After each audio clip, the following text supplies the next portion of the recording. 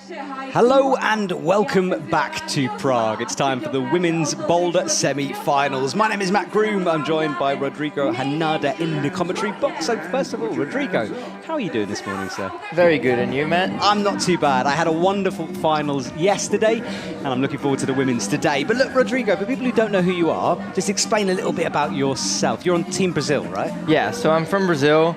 I have competed in this weekend in the Prague World Cup. It was a really good experience, my best result yet. And yeah, I've been competing for 2 years in the circuit now. Oh, congratulations. And more of a boulderer, a lead climber, or a bit of both? A bit of both. I'm always like never knowing which one is my favorite, depending on the season I am at training. And you've climbed on the wall that we're going to see today. I've obviously been very close to it. I haven't climbed on it. What's it like to climb on? Is it interesting as an athlete? It is a very good wall. It's one of my favorites for sure. I love slab climbing, and it is more of a vertical wall with steeps on the sides. It's funny you say you like slab climbing. Most athletes who come in here hate slab climbing. Yeah, I think I'm a controversial one. I love no-text holds. What? All the new school things coming up. Okay, hang on a second. You love no texture. So what's your technique for no texture holds? Do you do the spit on the fingers, or what's your method? I have tried all of them. Okay. Right now I have a spray that I keep it on my chalk bag, and then I spray it and then take my chalk off. It's weird. Wow, this is fascinating. Okay, well, we'll talk about that more in a minute because I'm sure we have some no-text boulders out there. But we have 4 climbs, 20 athletes and just 6 finals places. So we need to cut the 20 down to 6. And Rodrigo, were you in the audience yesterday for the men's final? Yes, I was. What was the atmosphere like, Alex? I was in the commentary box, but I wasn't in the audience. Oh, it was incredible. The crowd here goes crazy with Adam as well. Being in the finals was amazing to watch.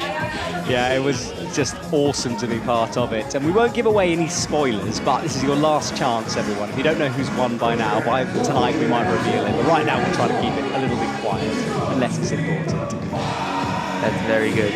Yeah, exactly. I know I get into trouble for doing that in the past. Now, a couple of bits of admin here. If you want some behind-the-scenes interviews, for example, we were looking at a crack feature yesterday.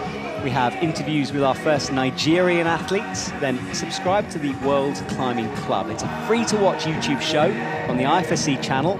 Episode 2 from Prague is up now. You can leave comments, you can tell us what you think. And there's highlights there, of course, as well. And Rodrigo, just before we get started, could you tell everyone what your Instagram is so people can follow you? Yeah, my Instagram is @rodrigo.hanada with H.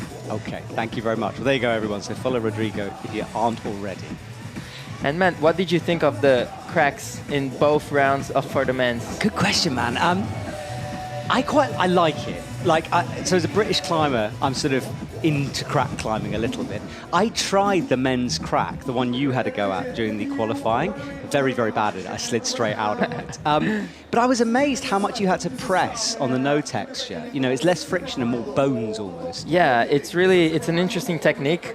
I can't say that I'm amazing at it, but I found my way through it. And you got to really squeeze your fist in there. So how did you did that climb? Did you? I did that climb. Okay, so did you sort of stack your way up it and then lay back it? Or did you just jam with the left and then reach into the Yeah, side? so I kept jamming and I just like locked off to the crimp. And then I got my hand up. Well, I'm really impressed because I tried to hang it. I mean, I wasn't climbing, I just hung it and I was in it for like a second and I just slid out the bottom. It was super hard. Yeah, it was also about really getting the right friction on the hands because of the no-tex. Yeah. Yeah. You have scars on your hand. I do. All over the place, I presume from some of that crack as well. Yeah, for some of the crack, and we also went climbing yesterday in between rounds. Okay, which gym were you at? Jungle Sport Park. Yes, it's good, isn't it? Yes. I don't know if it's a training facility for the Czech team, but it's a really good gym. Yeah, there's a few. I was saying the story yesterday. I walked into the hoodie gym, and there was the whole Japanese team there. And they were warming up on the hardest boulders in the room, and people were just watching. They couldn't stop looking at them. Yeah, they're amazing. Okay, well, we have a Czech climber, Martina Briskova. Sorry, not a Czech climber, Slovak climber. enter the stage. She's got 5 minutes on the clock, so 1 minute more than a final. And we start things off slow in a semi-final, just one athlete on the stage. By the midway point, we'll have 4 climbing, and then we'll chill things out as we get towards the end. Erin McNeice and Natalia Grossman qualifying in first place, so they will climb last. And this climb, Rodrigo, it's a fingery one to start off with. Yeah, definitely. I think they're doing a very good job here and having all the styles for all the climbs and all the rounds. This is definitely a power crimpy one. Yeah, it's always interesting what the setters put as the first boulder. Sometimes they try to sort of confuse the athletes or unnerve them a little bit, but this one is, I'd call it very traditional climbing. Yeah, it definitely, there's nothing super complex about it. It's about pulling, I think, and trying very hard. Yeah, well, she's had one go. She's going to start again. Pretty good holds to start off with, not bad feet, but then the crimps come quickly. And these are the new flat holds that they just released, these crimps. So it's nice to see them on the wall. Describe them a bit to me. Are they undercut? Are they, sorry, in-cut? Are they sloping? This depends. They have like all of them, so you never know as well which one you're going for. Yeah, but they're pretty flat. I love that every athlete has an encyclopedic knowledge of all the holds. Yeah, I'm a hold addict. I love like seeing everything that's being released and yeah, it's really cool. Also the new Vesi holds that Gregor released just now. Yeah. They're amazing. Wow, I've never even heard of them. See, I love this. And I love the hold addict as well. I've now got this image of you as sort of in your house surrounded by climbing holds. Selling your possessions for a climbing hold. That's funny. Yeah. I do go to gyms, and when I see a new hold, I like instantly go and touch it, you know, like feel how it's like. And you're a Brazilian climber, obviously. Yes. So that must be tricky because Brazil might not get all the European holds. Yeah, it is a tricky one for sure. The taxes to bring holds to Brazil are quite high. So every time I come to Europe is when I get to see all the new holds. We don't have many, but we have some really good brands. Well, as you're saying that, Martina gets the zone for the first time. She's got to use it, and she has been awarded it on the bottom left of your screen. That came out of nowhere. Yeah. Oh. That's a powerful cross. Yeah, that was close.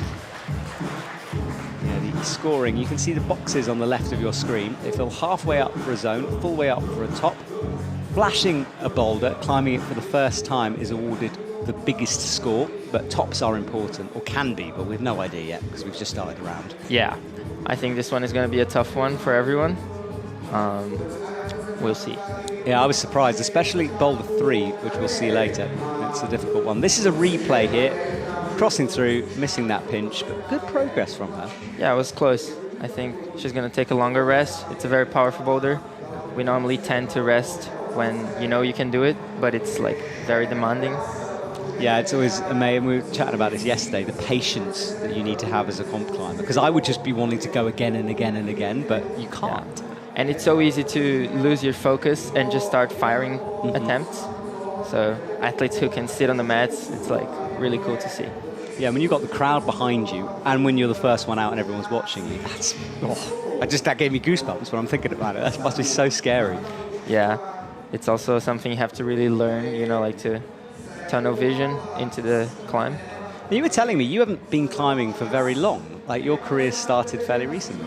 Yeah, I started climbing 6 years ago, and everything has happened really fast. That's amazing. To be on a World Cup stage after 6 years is unbelievable. All right, well, Martina goes up onto these crimps once more, digging that toe in on the left as she comes up towards the zone and holds it again. She's looking better now. Yeah, I think that rest did her good. Yeah, she managed the clock pretty well. Let's see if she gets this move.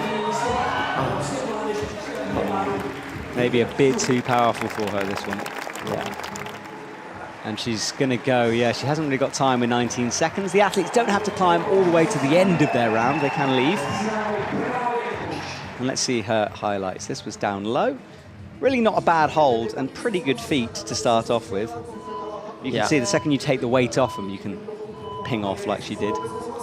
Yeah, she did a really good job holding this zone.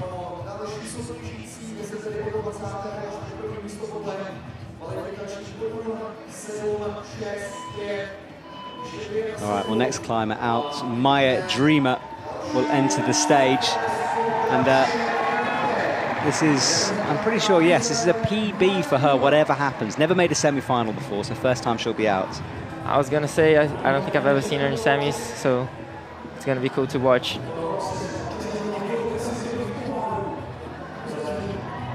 Okay, so Maya approaches. We'll see Boulder number 2 on the next round, but right now we'll stick with just one athlete. She also decided to go left hand on her first attempt, like Martina did. Let's see if she's going to change. Going for the undercling first. Very stretched out in that position, though. Yeah, I don't think it is the right beta, but could work. Yeah, I mean, you'd need a lot of core strength. I mean, I'm looking down the list. There are athletes who could do that. I'm thinking like Zelia Abazu, Jennifer Puckley, for example. It's a powerful one. Yeah, for sure. Erin McNeese, definitely. Maya from Team Israel is the Israeli coach down at the front, one of two. Alex Kazanov, ex-athlete, is one of the coaches for Ayala mainly. And it's very weird to see Alex in a different role. Yes. You know, with an iPad. It's cool to see the athletes. Oh, she got the pinch. Let's see if she can do it. Oh, wow. This is good stuff. Could this be her first semi-final top here? Matches, it is. That's an incredible start for her in her first semi-final. My mouth is open. I'm surprised about that. That was incredible stuff. With such ease as well. Yeah, cruised it. Well, Maya goes with 3 minutes 34 on the clock, so we will wait now. Yeah, sorry, we were talking about coaches, climbers being coaches. It's a strange transition. Yeah, but it's also one that I think I would like to do, maybe. Okay. I definitely go maybe for route setting in the future, but coaching is also something that I would consider. But how old are you now? 21. Oh, but you've got ages then. Yeah. This is future career time. Yes, in quite a few years. Yes, absolutely. Well, things might have changed by then. We'll have robotic coaches and, you know, AI route setting. AI route setting would be good.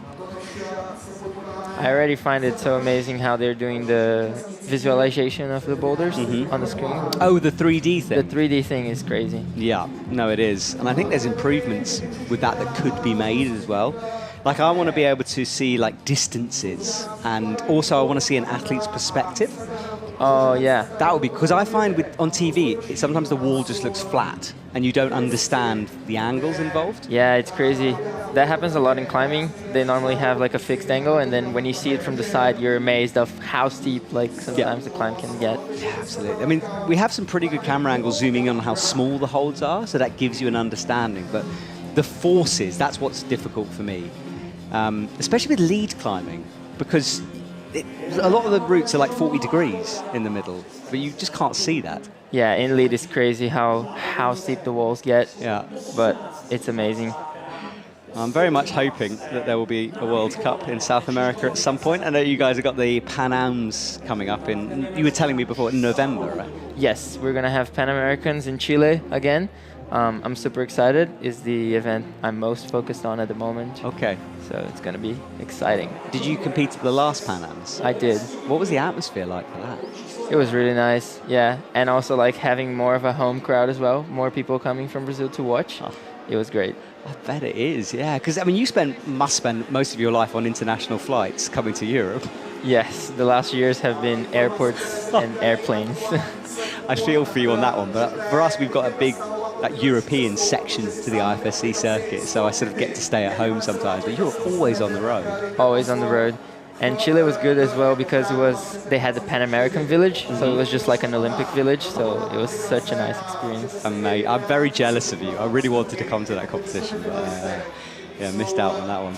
Did you ever get to visit villages? No, I was in Paris, but wasn't allowed into the Olympic Village. Apparently, I'm not an athlete or something. I mean, who knew? But I did have a very nice hotel, to be fair. But no, I've never experienced that. And I think one of the reasons I love this job so much is I'm a wannabe athlete. You know, like if I could have been an athlete, I would have been. Yeah. So yeah, it's a world I'd like to be part of. But you still get to be close to everything that's going on and travel the world, which is really great. That is true, and I don't get scrapes all over my hand like you do, so it's different. Yeah. Well, we are 27 seconds away from our next round. I said at the beginning, things start off nice and slow, and it is coming up to 12:10 Central European time. So if you're watching at home, I hope you're having a lovely, relaxed Sunday, or maybe you're at climbing wall. Maybe people are training and have us on in the background. But wherever you are in the world, I hope you're enjoying. I can't say I haven't done fingerboarding sessions watching a comp. Have you? Someone said to me the other day that they hear my voice in their dreams, and I just apologise because I can't think of anything worse. That's funny. Oh, yeah, terrible, terrible. All right, 10 seconds left. This is the cleaning period. The brushes are on the wall. The buzzers go. We wait for our next athlete out, and it will be Afra Hoink from Germany. And we get to see Boulder number 2 as Martina comes back onto the mats. There is Afra. The Boulder Martina is going to go for now. Looks absolutely amazing. It's long, isn't it, as well?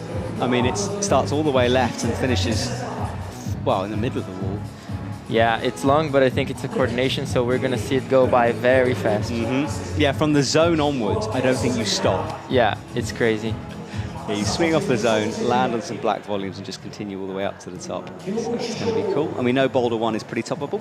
Now, the scoreboard on the right, that will change a lot, especially at the beginning. Just 6 athletes can make it through. And you can see the split screen now. Obviously, only 2 athletes are climbing at the moment, so the first 2 screens are there. But later on, 3 and 4 will be in action. And Martina is on this slab coordination style thing. And you're right about the vertical walls. I hadn't really thought about it, but there aren't many steep sections on this. Yeah, there's a lot of light angles this time, which makes it also better for having a lot of different coordination moves. Yeah, the setters, Sergio is our head route setter this weekend. His first time doing the job, and so far, fingers crossed, touching wood, he's done a brilliant job, I thought. Yeah, he's an amazing route setter. He set our South American Championships last year. Okay. And it was a great competition. Yeah, there was a move that was never seen in comps for the men's semis, which was a dyno into a fist jam, which a lot of the athletes didn't do, but some, like Serato, did do it. And it's great that not only did we see a move that we haven't seen before, but also there was multiple methods through it. Yeah, that was a crazy crack. I thought it was a double shoulder Me too. move. Yeah. And when I saw them doing the jam, I was impressed. Yeah. When Sergio told me that was the method, I kind of looked at him like, what? You know, because I saw it like you did, like a big elevator door, like yeah, double Gastons or whatever.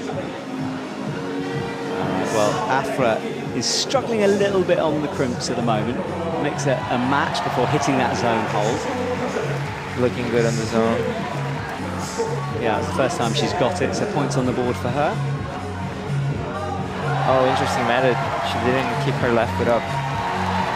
Wow. Nice It seems technique. like once you've got that pinch, it's kind of over. Yeah. I figured the top would be a bit more Me too, yeah. interesting, but it's pretty much a heel hook and match.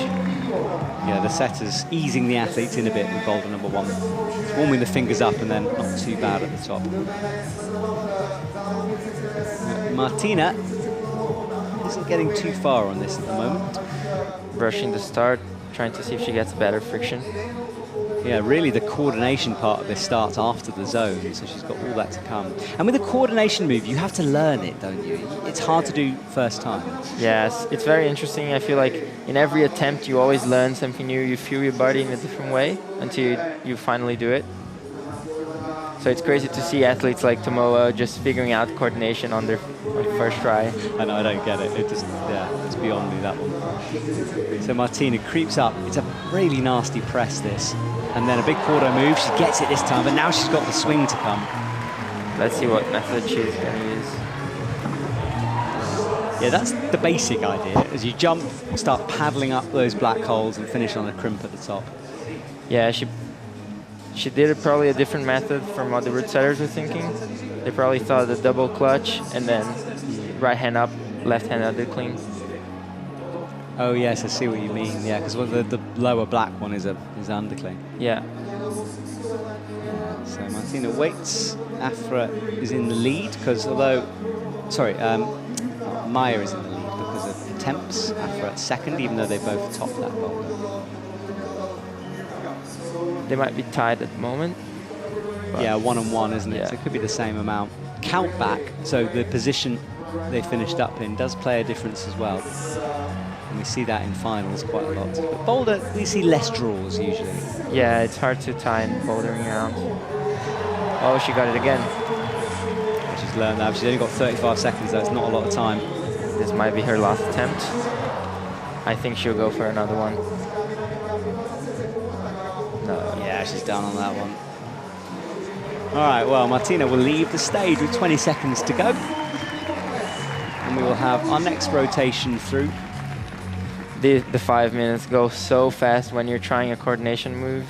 It's crazy. Do you do a lot of training for that? Like, do you set yourself a time limit in the gym and sort of put that pressure on yourself? Yes, I don't do it all the time, but I think it's important to do it every few weeks to keep yourself like fresh with those kind of things that you only see in competition. Yeah, it's something I always talk about, but if you're watching this and you think what you're seeing is easy, go to the gym, find a climb kind of near your limit, and then put a time limit on it and see how hard it is. It changes everything, that pressure. Everything. And managing time is something that we really train to get good at. So it's interesting to see, like, they're really good at that as well, all the athletes. So Alma Bestvata comes on, and this lady has really been through the ringer in terms of injuries. She's had 2 pretty major shoulder surgeries. And I was talking to her yesterday about how certain moves, you know, she's nervous about doing, but she's so strong and has so much determination. I'm very impressed by her. Yeah, and coming back from injuries, after you're healed, you always come back stronger, so it's kind of nice. Yes, it's good to have her back in a World Cup semi-final. Right, out with that left hand, drives the foot back on. She's going to go up to the zone first, I think. Changing hands, and she does it. So she flashes the zone. Can she flash the boulder? We know it's easier if you get this next move. Oh, a bit low. Missed it there. But it's interesting that in the first move, athletes are really changing up, going left hand and right hand. Yeah, you're right. There's like a variety of different ways through that. And we are now seeing... Who is that there?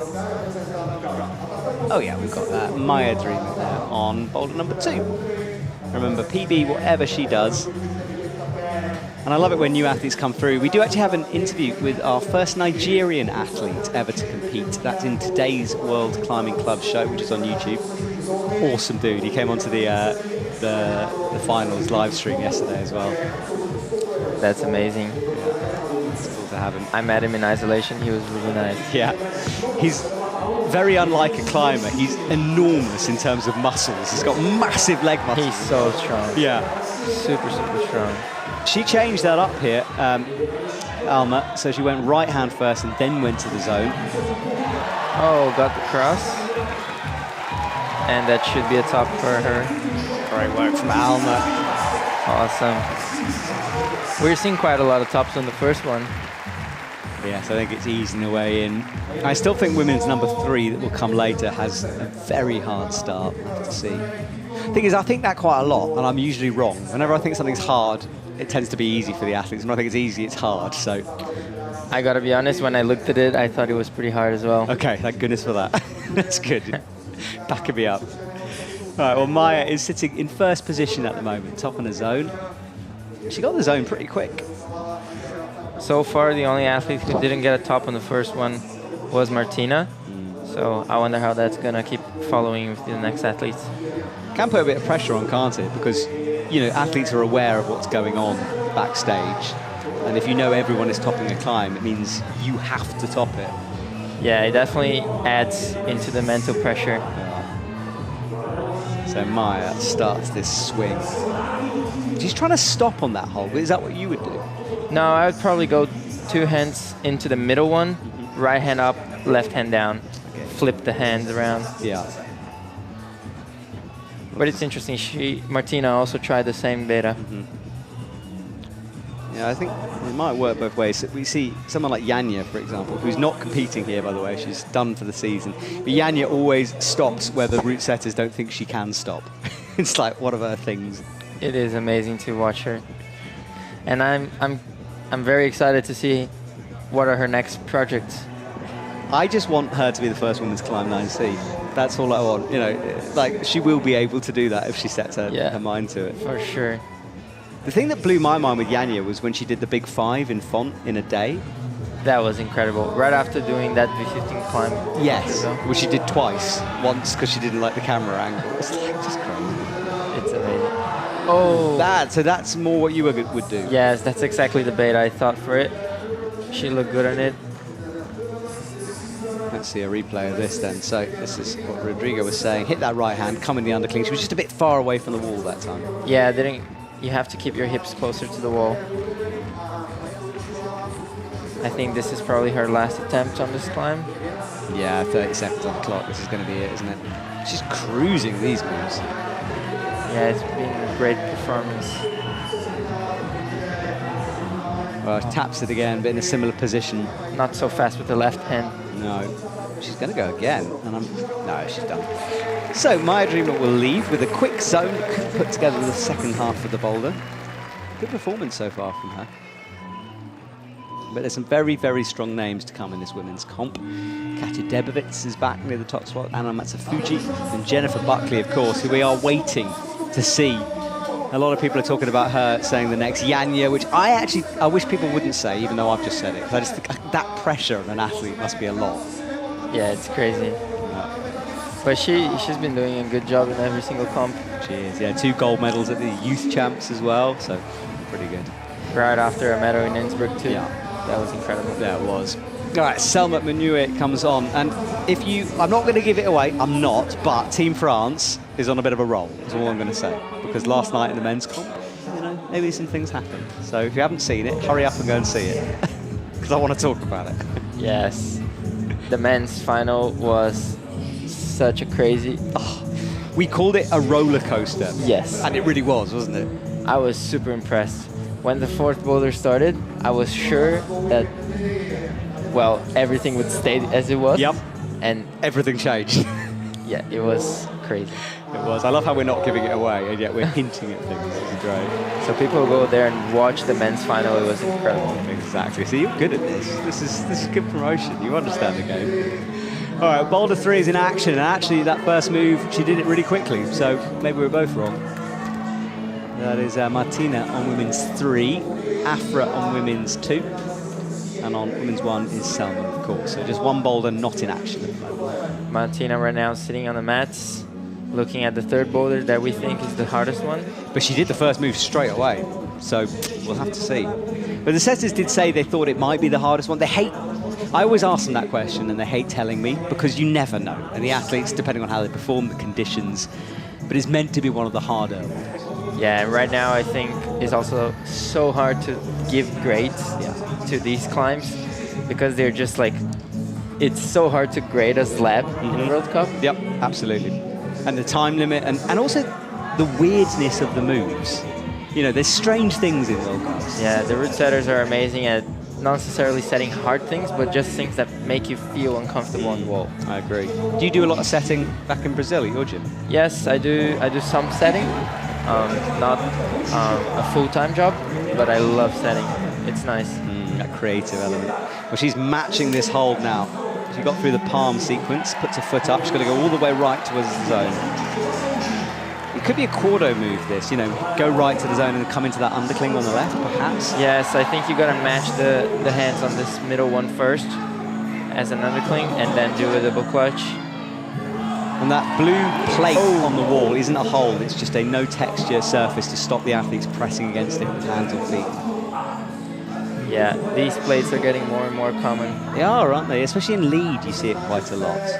I feel like the route setters are creating more and more complex movement, and to make the movement, like to force the movement, they have so many things to make it happen now. Who makes it? It's Supra who make those plates, or there are a variety of I think there's a few brands making it right now. That one I think is from Cheetah. Okay. Yeah, there's a selection of manufacturers who make holds for the IFSC. There's a catalogue, I think, that route setters can choose from.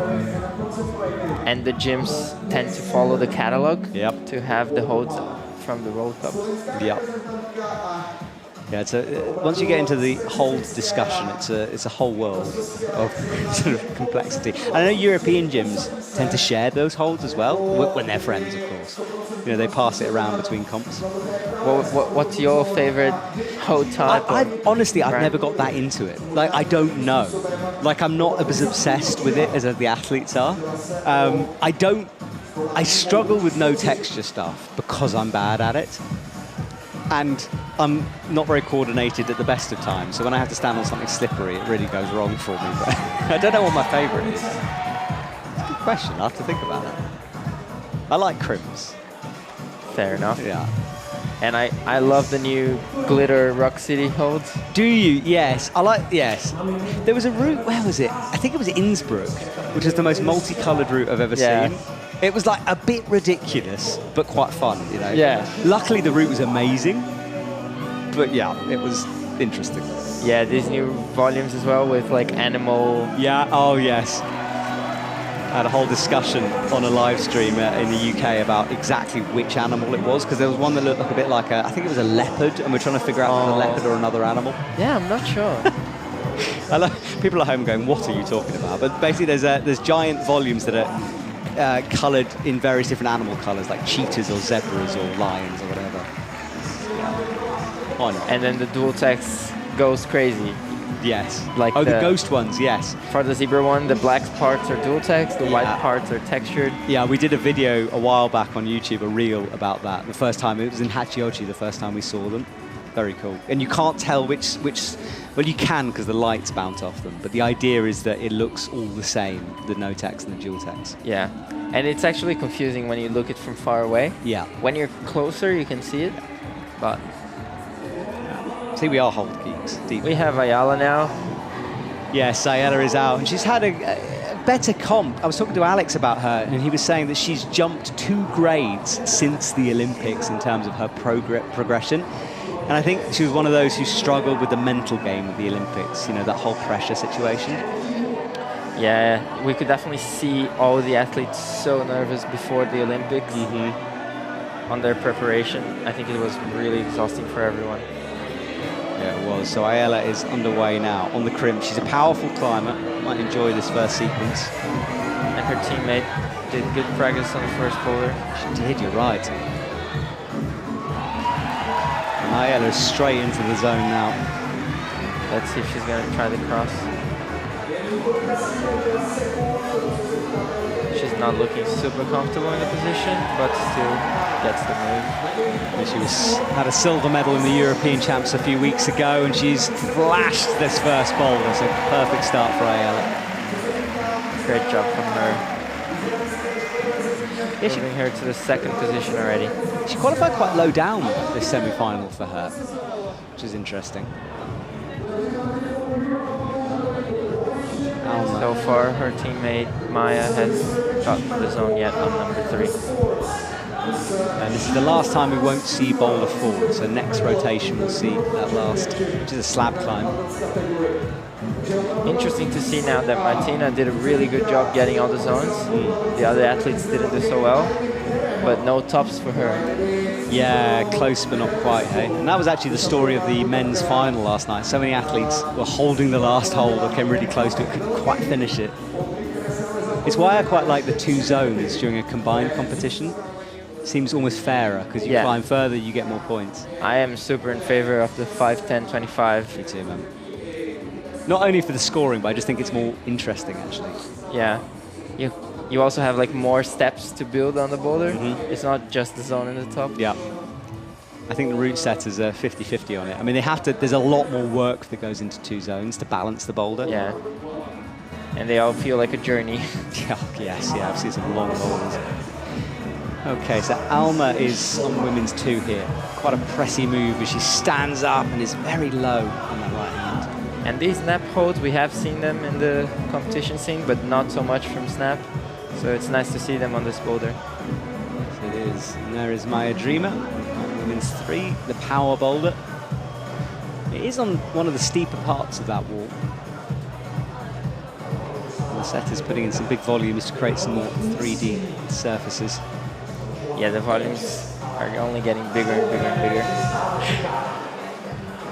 Yeah, it's a real feature. Maya claws her way onto that crimp. She goes with the right hand and then matches. And when I stood underneath it, I thought it's way easy to go with the right, but I didn't know how you bring the left in, but obviously possible to match. Yeah, she matched though from the top, whereas Martina matched from the bottom. 1.5 minutes to go on this round. 2 and 4 still in action. Sorry, 2 and 3 in action. 4 not used and 1 sent very quickly by Ella Karem. And the crowd have been filtering in this morning. I've heard complaints that the coffee shops are shut around the venue, so I think people have probably been trying to find a coffee place. But now, hopefully they've got their coffee, they're in the stadium, they're cheering, and I hope you're enjoying it at home. And if you missed the very beginning of our broadcast, we are here in Prague for the women's semi-final. My name is Matt Groom, I'm joined by Rodrigo Hanada from Team Brazil. First time in the commentary box, and I've got to say you're really good at this. Oh, thank you so much, you know your stuff, man. And yeah, we're watching the women's semi-final later on this evening at 6:30 Central European time. We'll have the finals. Alma's still not quite getting the zone. No, she's still low on it. I think she's got to work out the feet a bit better here. Yeah, the way we saw Martina do it was jumping one hand, with keeping one hand on the white ball and the other one going straight to the zone. I feel like that's probably a better beta. Let's see if she can figure out. I think it's 20 seconds. I don't think it's time. Maya Dreamer will leave us, and so will Alma now as well.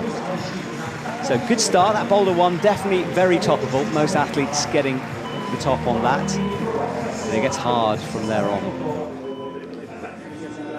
Alma trying to match. Yeah, I think you're right. She needs to go out with that right first. Yeah, that zone is not so much further, and it's a way back. Yes. Yeah, she was figuring it out, but not in the time. So Sofia Yokoyama is out next. She runs to the left. Great job from her in the qualification round. Yeah, it is. She didn't quite have the comp she would have wanted in the in her home comp in Villars. That was her last competition, so good to have her back. Yeah, boulder specialist, Sofia. We should expect a top from her. Everyone has been doing pretty well in the first boulder so far. Yeah, I would agree with you. Actually, I hadn't seen, but Selma didn't get zone on the first boulder. Oh, good spot, yes. Yeah, so the first one struggling with it. So it is hard. Yeah, Sofia was 18th in Villars for the boulder comp. So another semi-finals for her, and she's good consistently into semi-finals, but not many finals. And even though we are seeing the people who qualified in the bottom part of the top 20, it doesn't mean that they're not amazingly strong. The boulders are all very, very hard, and they're all like almost everyone in the same level. And often they surprise me as well. You know, sometimes you think a boulder set is too easy, and then you realize the athlete was actually just incredible in that moment. And also, I think there's something to be said about fresh holds as well. You know, no one's touched them. That can be a bit of an advantage if you're coming out lower down. And that's also another spoiler of our men's final. How that last boulder, we expected tops from different people. Yep, that's true. I love how we're teasing the heck out of this. You've got to go and watch it. It was brilliant. So Selma needs something here after failing to get a zone on that first one. And we see the slab for the first time as well. That's Martina. There it is on your main screen. Big yellow volumes. I would love to try this boulder. Yeah, you love a slab, don't you? I love the smeary like slabs walks. When it comes to very small chips, not so much. How did you get good at it? Was it something you always just were naturally talented at, or did you work at it? Yeah, I think slabs always came easier to me. I think I'm very good at not hitting my face and everything on the wall when falling. So I just go for the moves. Yeah, it's I think, oh wow, Selma with a full rotation here. That's very interesting. It's working for her. It is. And there it is, the zone. The crowd love that. Big spin. And the French tend to be very good in coordination. And slabs. And slabs. And also seeing her trying to go one hand on each hold. It's really a boulder of two halves, this one, and both seem equally difficult. And of course, the other thing about this is you can't, you know, if you're in a gym, you could practice an end sequence before you go back to the beginning. These athletes have to do it ground up every single time. I'm so excited to see how these are going to turn out in the end of the event. Sofia is having a long think here. No zone for her yet. Yeah, so far, not a lot of tops. No, it's low scoring at the moment. This is Afra. The big drop knee, squeezing herself into that box position. Sophia trying to go for the undercling before going for the zone. Seems harder, that, to me. I don't think we've seen anyone make it work so far. Yeah, what's her name? Alma did it like that. I can't remember if she did it on the Sen, but she looked okay. But it's definitely harder, I think. Selma doing again her 360 move. I love that. And now she's got it down. It looks like a good way of doing it. Yeah.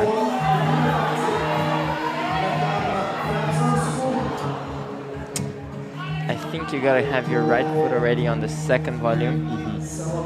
Otherwise your body's gonna be too much away from the wall.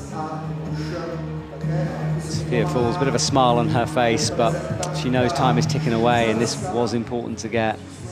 Let's watch Selma's replay. She comes out.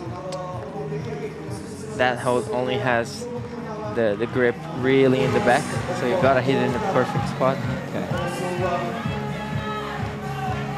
Sophia, this might be her last chance at this. 15 seconds to go.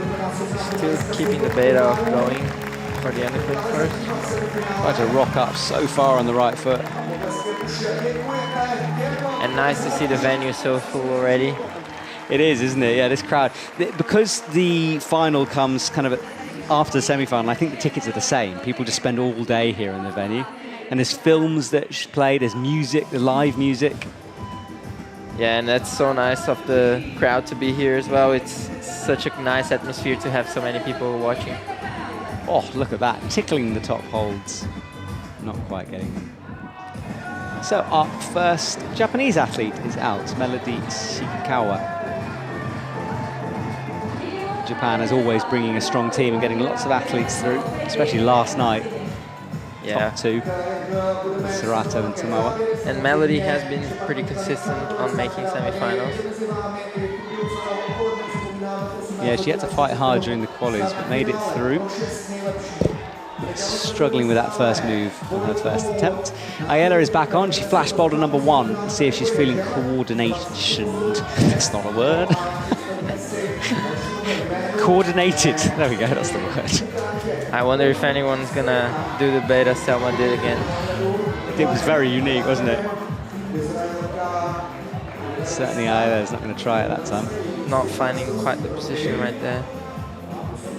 One of those moves that kind of hurts your lower back. You're trying to peer up and behind yourself, and it's always not a very nice position to be in, but the root setters love it. Yes, they do, don't they? They use it a lot. Alma is down on the far right. And so far, what has been the most visually appealing climb for you? Good question. Visually appealing. I think I just can't see past the jump into the fist jab. You know, that was a really cool thing to see that no texture. To see their fist in between the holds on the camera. Yeah, I think that was special. Yeah, I think with any new thing, the temptation is to go too far with it and make it a gimmick. And there's been a bit of that perhaps, but when it's used like that, it makes perfect sense. I enjoyed that. I thought it was incredible. And Melody here, getting a top most likely. Yeah, she's in, isn't she? What about you? What's your most aesthetic boulder so far? That's a really hard choice. I think from this round, I'm really liking the second boulder, the black and yellow. Yeah, it looks good, doesn't it? I like the crimps of boulder 1. But I think I like the looks of boulder 2, if I can pick and choose. So Ayala stretches up with the left hand. She needs to really put some pressure through that left palm if she can. Oh, that looks hard. Very low on it. She's got to bring the left foot over. Really close by her. Oh, she wants a brush. I love how Ayala always does this. She's like flat on her back, resting. You know, there's no sitting. If she's resting, she's lying down. It's cool to see. And that's also interesting. Some climbers here prefer to brush their own holds, and others always ask for them to brush. What's your preference? I honestly forget to ask people to brush. for me when I'm in the mats. But I think it's a smarter decision. You rest better. Yeah, you do. And it's hard work brushing sometimes, isn't it? Yeah. It's a bit of effort. I remember during COVID times, it was what you had to do, and some of the athletes were saying that. It was quite tiring to do. All right, so Alma is trying to work her way into this corner section. Remember that blue plate's got no friction. Left foot, as you can see, not standing on much. Yeah, not much at all. Just seeing a fall here from Alma, sorry. Yeah, and Ayala is not enjoying the start of this on your main screen. We haven't seen much progression on the slab as well. I don't think I've seen anyone do this past the start. No, you're right. I haven't even paid attention to it. Let's watch it now. On the top middle of the screen, yeah, the starting position.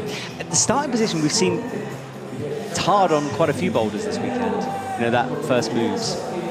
Yeah, all the slabs have had really hard starting positions.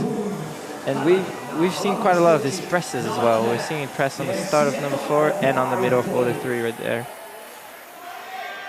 Let's see if Ayala's figured something out. So far, it's the same method. That left foot is just stuck. I wonder if she could jump straight to the zone from this position. She's going to have to, eh? She's trying to match it. She looks very stretched. Yeah, it's not going to be enough time. So Ayala, with a puff out of her cheeks, will leave. I know her brother is watching somewhere in the audience, which is nice to have a bit of family. Team Brazil, for you, I mean, it's not the biggest team. I know Felipe, who's on it, but are you kind of by yourself a lot, or do you have anyone traveling with you? I travel mostly on my own. I do stay with the team when we have competitions. Specifically on this one, I'm the only one competing.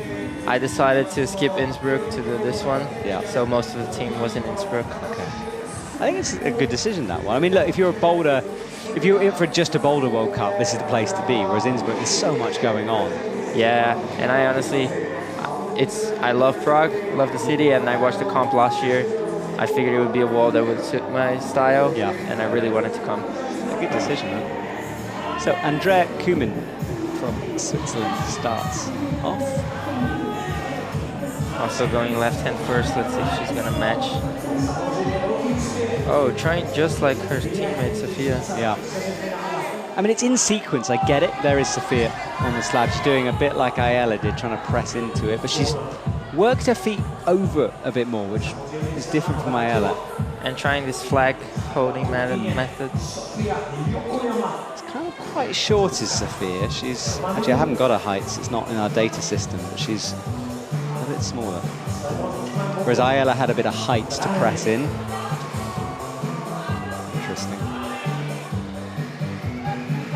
And I'm pretty sure that's Afra on her final climb on the slab as well. Hard to see, little screen. And Selma on the far right, who needs something here. She's only got one zone so far. Sophia going for the jump method, looking really good. Keep an eye on top left as well, because Andrea is in. One hard move to come before the top should be easy, and she does hold it, so I'm expecting her to get this. We're probably going to get a top from Andrea. Oh, and look at someone getting the zone there. That's the first time we see someone doing this. Yeah, and she really needed that, because she's missed out before, and look how much it jumps her up the leaderboard. And so far, no zones on the slab. No, it's brutal, that thing. So this was a replay of Andrea Kumin. Cross through, that was the danger moment. She pulled the body back in, and an easy jump, a little bit of an adjust, and a simple heel to finish things off. Good work from her. She matches. So lots of time on the clock for this rotation, 2:45. Sophia still on the mats. And the temperature out in the stadium is a lot hotter than it was yesterday. The mascots are spraying water guns at the audience in front of us. It does look like a sunny Sunday. Yes, it is. It's kind of, that's a perfect day to have a beer and watch some climbing, which a lot of our audience are doing. I keep being messaged by people on Instagram telling me that it's very traditional, to have a beer about, well, what's the time now? 12:44 in the afternoon. And just I am impressed. Yes, I am too. Prague is literally a city to have a beer, yes, if you do like it. We've we've got water here in the commentary box. It's very sad. I'll have to upgrade later on. Oh, and Sofia's getting the zone right there. Great work from her. She figured that out, and there's plenty of time for the top sequence. Doesn't get it that time, but she'll be encouraged. Did seem to know the right data straight away. Yeah, you can see her body language change. She was a bit down, I think, after that first climb, but this is much better from her. Yeah, it would be really cool to see a top from her here. Great shot that to show how far the athletes travel on that boulder. Must be like, what, 6 meters or so from left to right? Yeah, it is really far.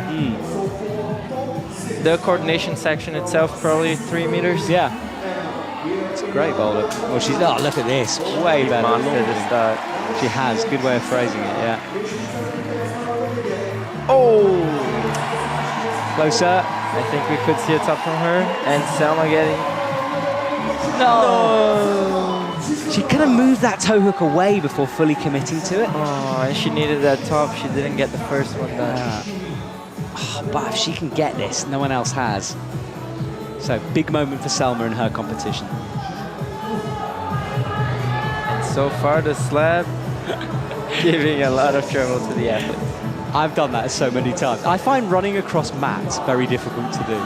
Yes, I've done that plus hitting my face on the wall. So many times, man. My knee.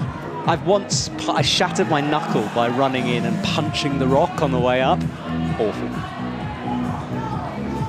Sophia, close. I gotta say that's the worst feeling when you go to step on a volume and you miss the volume and go straight on the wall. And you feel so silly, don't you? And everyone can hear it because you make a big thump as well. And it's so funny. Yeah.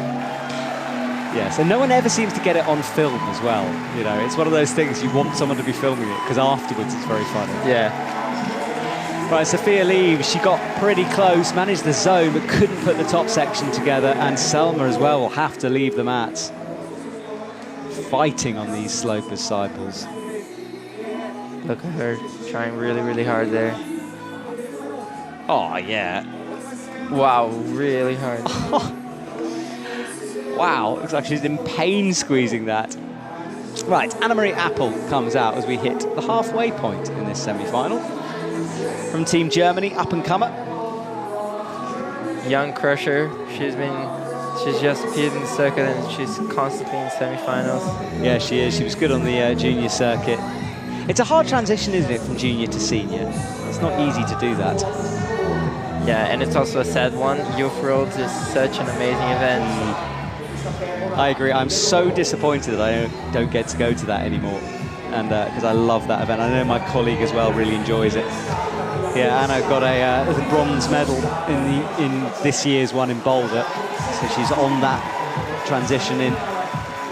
What I just remembered, I think we have a photo together from the Youth Championships in Verona. No way. 2021. Wow, that feels like a lifetime ago, doesn't it? Yes. I remember the train journey so well from Moscow to Voronezh. It was brilliant. Well, look at this from Anna-Marie. She's into the hard moves now. Wants a high heel. Oh, I thought she had it. Me too. I'm kind of surprised. Who was that? On the second boulder. Melody. Melody getting close on the coordination there. It's all go, isn't it? Well, let's see this again. So she got the first move done really quickly.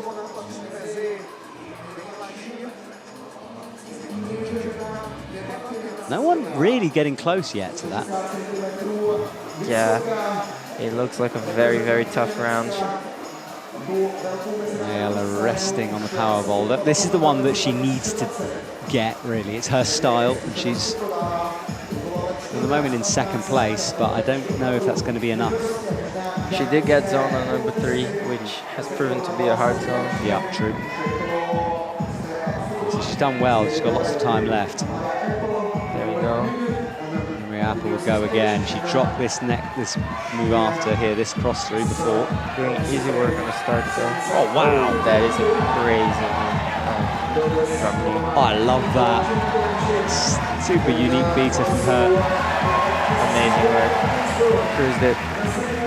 That was impressive. So the press drop knee. No one else has done that yet that I saw. Yeah, you can see the list. Everyone down to top 7. All all topping boulder number 1.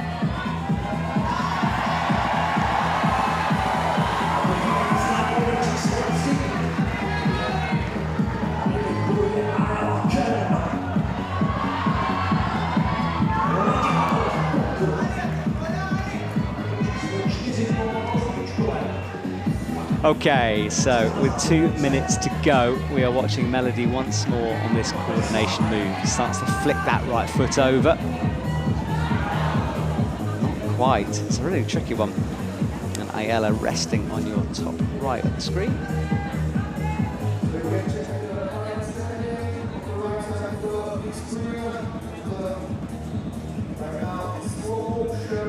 Melody has a long look. The second she hit the mats, her eyes flicked upwards. My co-commentator has just popped out, Rodrigo. I don't know about you guys, but I'm really impressed with him. I love it when new commentators come into the commentary box and share their expertise, especially when they're really good at it. All right, Melody, again on this jump.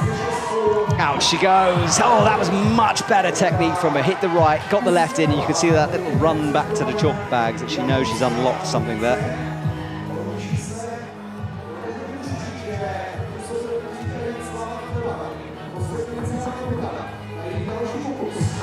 And Ayala, powerful.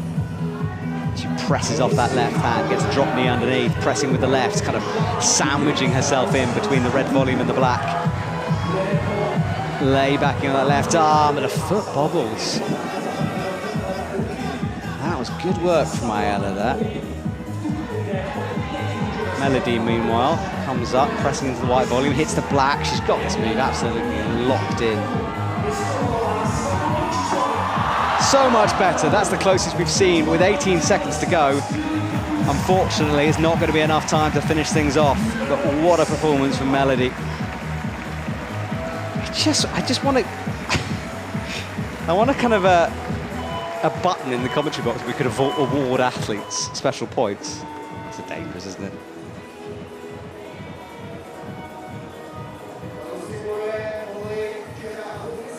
This was Anna Maria Apple, as we said, up and comer, great in China. And really coming through now. She's one to watch for Team Germany. They've got a few.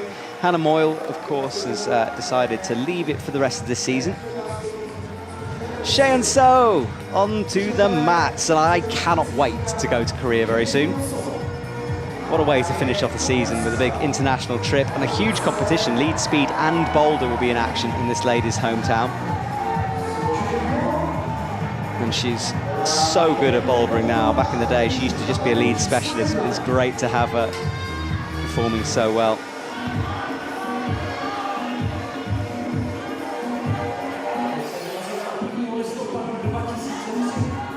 That is Andrea Kumin on the slab as well.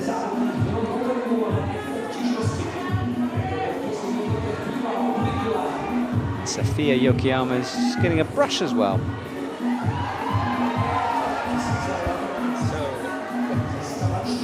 So you've been out in the crowd. What's it like out there? It's amazing, man. The crowd is looking fantastic. It's quite hot out there. Yeah, the mat itself, because during the qualification, I was wandering around there. We're just watching Sheon So cross through here. She can get this done. She'll be in. Yes, expecting her to finish this. Yeah, behind the wall, it's quite cold, weirdly. Like, I was in a T-shirt the other day and it was cold. So it's good. I think the conditions are good for the athletes, but not the crowd. Yeah, the structure was built quite smart.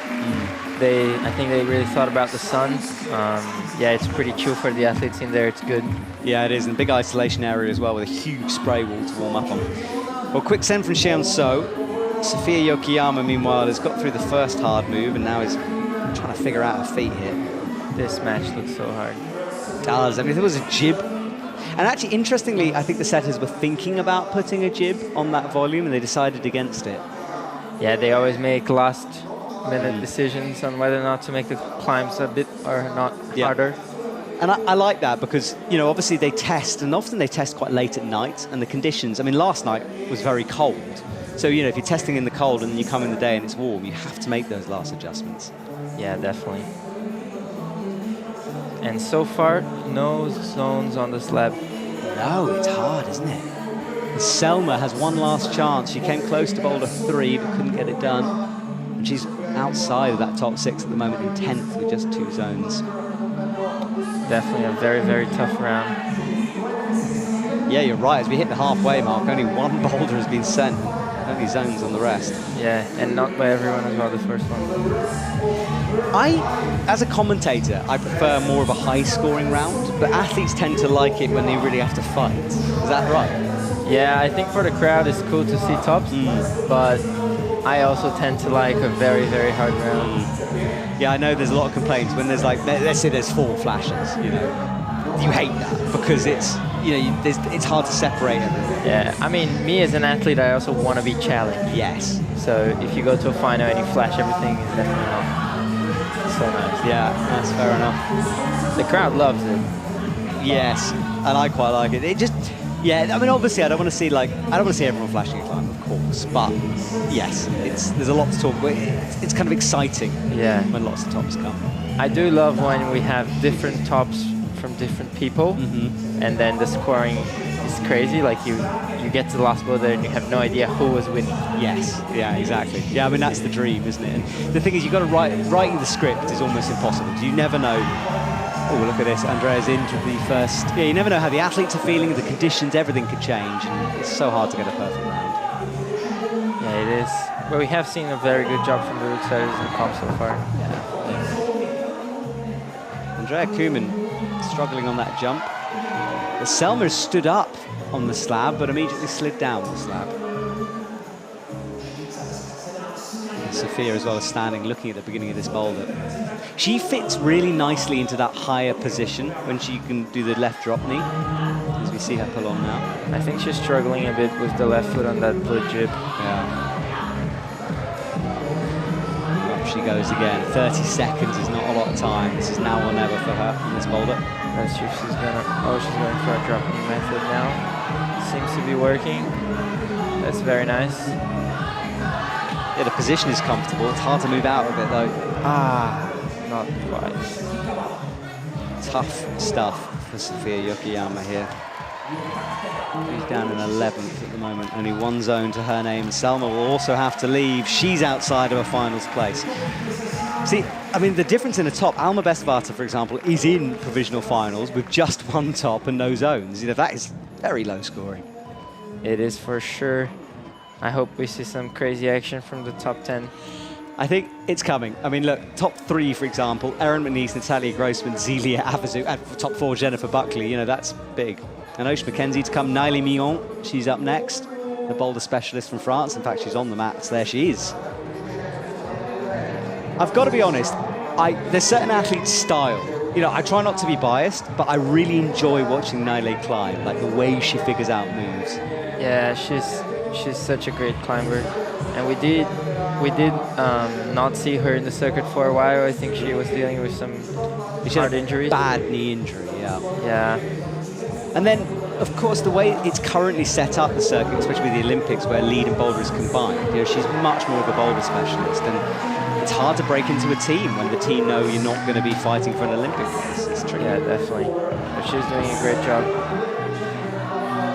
Anna Maria gets the first zone really quickly and then has to work on the second. Ayala Karem is on the slab and Melody on the power boulder.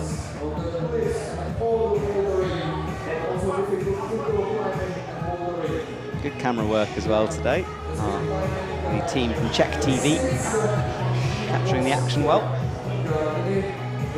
I really want to see them getting this first moves on the yellow climb done. I do too. I want to hear your slab expertise on this one. Naili opting for the foothold now as the hand.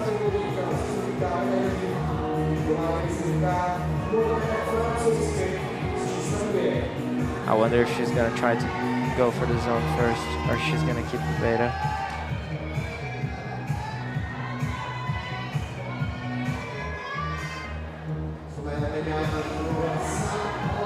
Melody here trying to figure something out. That's a pretty tough zone to get. Is Anna Maria presses into the start of the white holds. She's the first doing it like that, bringing both feet to the right first. It's a very specific sort of flexibility to do that. Yeah, but also not getting the coordination. Nile, this could be it for her. Yeah, I Should be expect done. to get it. It should be, shouldn't it? She's a bit taller, can make that stretch left. Didn't even swing yet. Oh wow, she's still not done though. She's not. She doesn't want to cut loose. Oh wow, feet first. This is very risky. She's upside down. This is something the route setters would hate to see. Head down. Oh, I'm holding my breath here. She's inspired by Adam on semifinals. Yes, or Adam Shahar. Yeah, Adam feet Shahar, first. yeah. Yeah, That was so crazy. that was yeah. It was the craziest top of the comp. It was mad, and that's his first semi-final as well. Yeah. Incredible stuff. Same as Arch. I feel like Yeah. it's a, I wouldn't call it a beginner's luck, but the people who's been in the semis for the first time, they Yeah. tend to do so well. I think you just climb free. You know, you haven't got. I mean, do you remember Oriane Berton way back in the day when she started? She just did stuff that no one else was doing because she didn't know any better. You know? It's great. I think the longer you've been on the circuit, the more you start to understand what the setters want, and you know, you just become boring, don't you? But look at this. Yeah, but I think the first time you make semis, you're just so excited, you try so hard. Yeah. But Nile's experienced, and she still went upside down. It was a pretty interesting talk. It was. I was nervous because always when your head is pointing down towards the mats like that, it's risk. And it's something a move the setters wouldn't put on the wall. You know, they know it's potential to injure yourself. And it's hard to see it as well on the screen how high she was up the wall. Oh, it's like 5 meters up there. I remember a Salt Lake City setter telling me that Colin Duffy once did a similar thing, and he was like upside down with a heel above his head, and he fell. And they were saying how like no one had even considered that would be a possibility. I think he did something similar in Salt Lake as well, but did send the climb. Okay. Pink one. Yeah, maybe it was the same thing actually. I can't really remember the full story, but basically the principle is that athletes do everything they can. Yeah, I think no one thought that it would be possible to put the foot where he did. Yeah, wild. I mean, we love to see it when it works. We should have a camera on the route setter faces every time an athlete does something crazy. We should. Apparently on the slab yesterday, there was a setter being a bit nervous with all the slips we were seeing. Yeah. Because there was a much easier way of doing that no one seemed to spot. So Melody, she comes into the side pulls here, gets a big drop knee in. No, not quite. Nayela has to leave as well, and she is, well, she's second at the moment. Top 6, very low scoring. Top in a zone gets you in currently. Gets you to second place like Ayala. Crazy, eh? Okay, well, nearing the top 10 now. Osh Mackenzie will be up next as we watch a replay of Naile's top once more. Moment of the semi-final so far, that. She should have no trouble sending this first boulder, I think. I agree. So Osh Mackenzie is on stage as we watch one final shot of Anna-Marie Apple launching across, but just missing that move. Yeah, as part of the World Climbing Club, we did the grid walk I do when I walk around trying to find athletes, and both her sisters were there. It was a really great moment. They're all together. Yeah, it's so nice how she trains, like, and her sister is always traveling with her. Yeah. It makes a total difference, I think. Look at the power from Osh here as she eyes up this cross-through move, puts in a heel. This is how I would have seen it. She tends to cruise the power boulders, as we're seeing here, and I think she should have an easy top. And her endurance has got so much better. You know, Copper, she was incredible in the finals. Yeah, so close to a medal there. Really close. I feel like she's been building up for it. Yeah. Being in almost every final in bouldering, Yeah. making finals in lead. Yeah. 4th place in both. Yeah, she's just come on. I'm an all-round athlete from a boulder specialist. So Sophia has to have a go at this slab that no one has even got close to yet. And Yeah. that's why that press is hard. She definitely needs this top right now. Chen So on the Cordo move.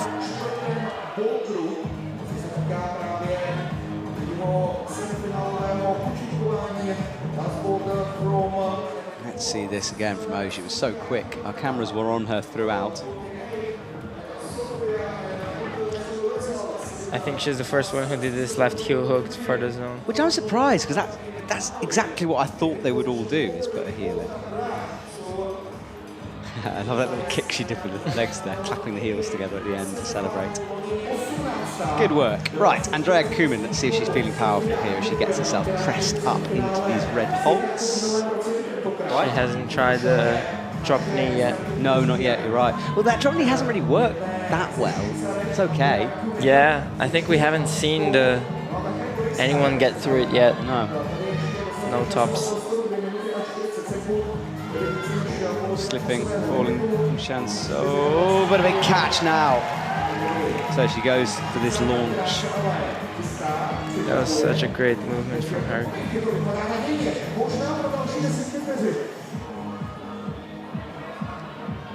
About an hour of this semi-final remaining now as we hit the 1 p.m. mark. Just joining us, hello and welcome to Prague. Women's semi-final and final day. Yesterday was the men's semi-final and final. Crazy stuff happening in finals. It was wild, wasn't it? You guys definitely have to go and watch. Oh, they have to see it. And if you don't have access to it, there's the highlights on YouTube you can see. Sophia, better. Hadn't seen anyone with their foot up yet. No. I mean, they're struggling on getting established to the boulder. Like, just the starting position is hard. Yeah, palming these arc lines looks really, really hard. Yeah. No jib, maybe a step too far on that slab, perhaps. Andrea cruising the start right now, but not quite figuring out the middle.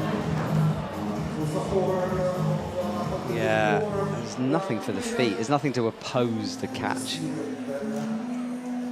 The thinker of a round. This, it's interesting. Very low scoring. Oh, look, Sophia's in. Brings up the right foot. No. Let's see Cheyenne going for that zone again. Easy. Yeah, lovely little flick there with her legs to balance herself out. Now she'll start this swing. A little kick in. Tried to stop on that middle hold. Yeah, so far no tops on these last 3 boulders.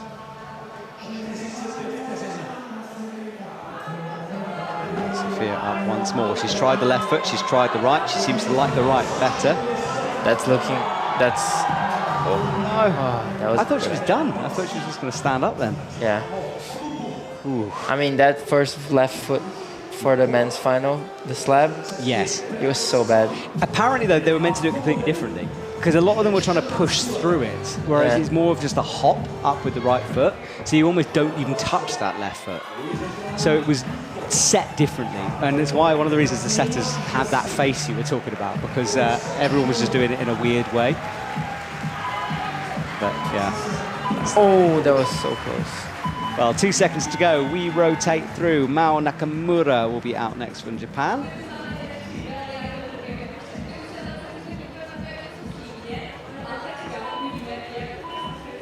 Let's watch a replay here. That's how close it was. And Shen So as well. This is when she tried to stop on the middle hold.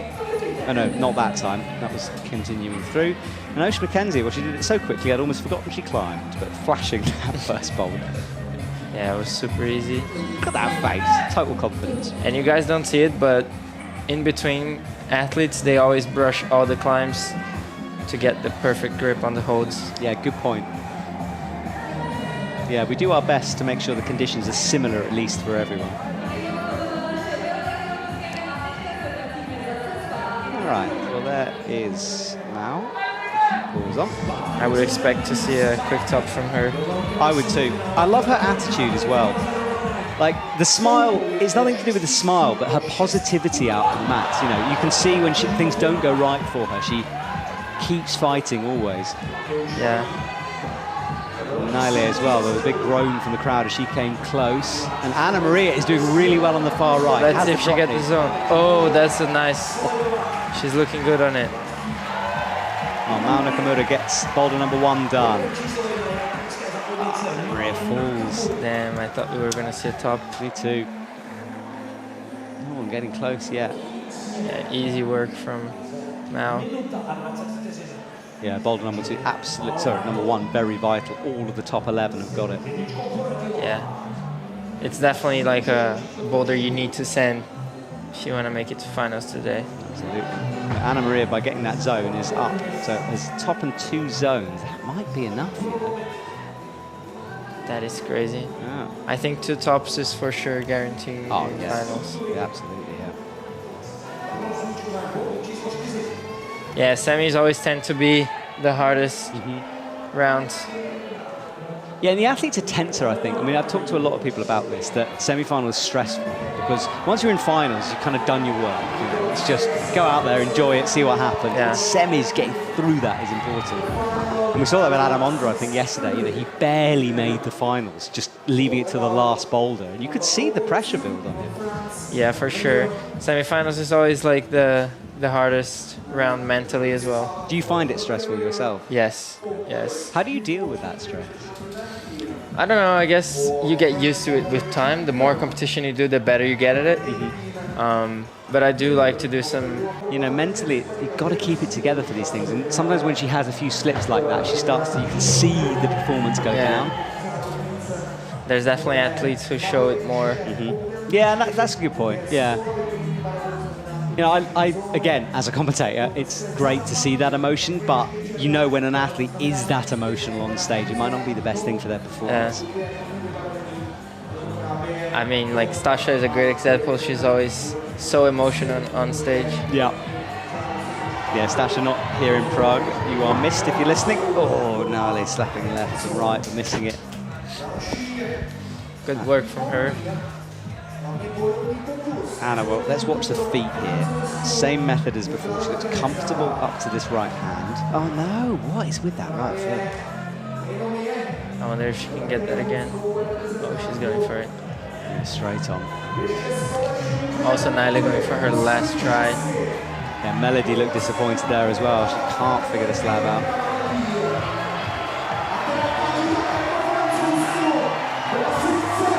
Oh, that is incredible. Wow. First one to get this far, but no points from this. She'll need to get a top. Suddenly this round comes on fire here. She comes in, yes! That is amazing. Wow. Incredible job. And I tell you what, it might be a hard round, but the separation's pretty good now. It's getting there. Yeah, it's definitely coming.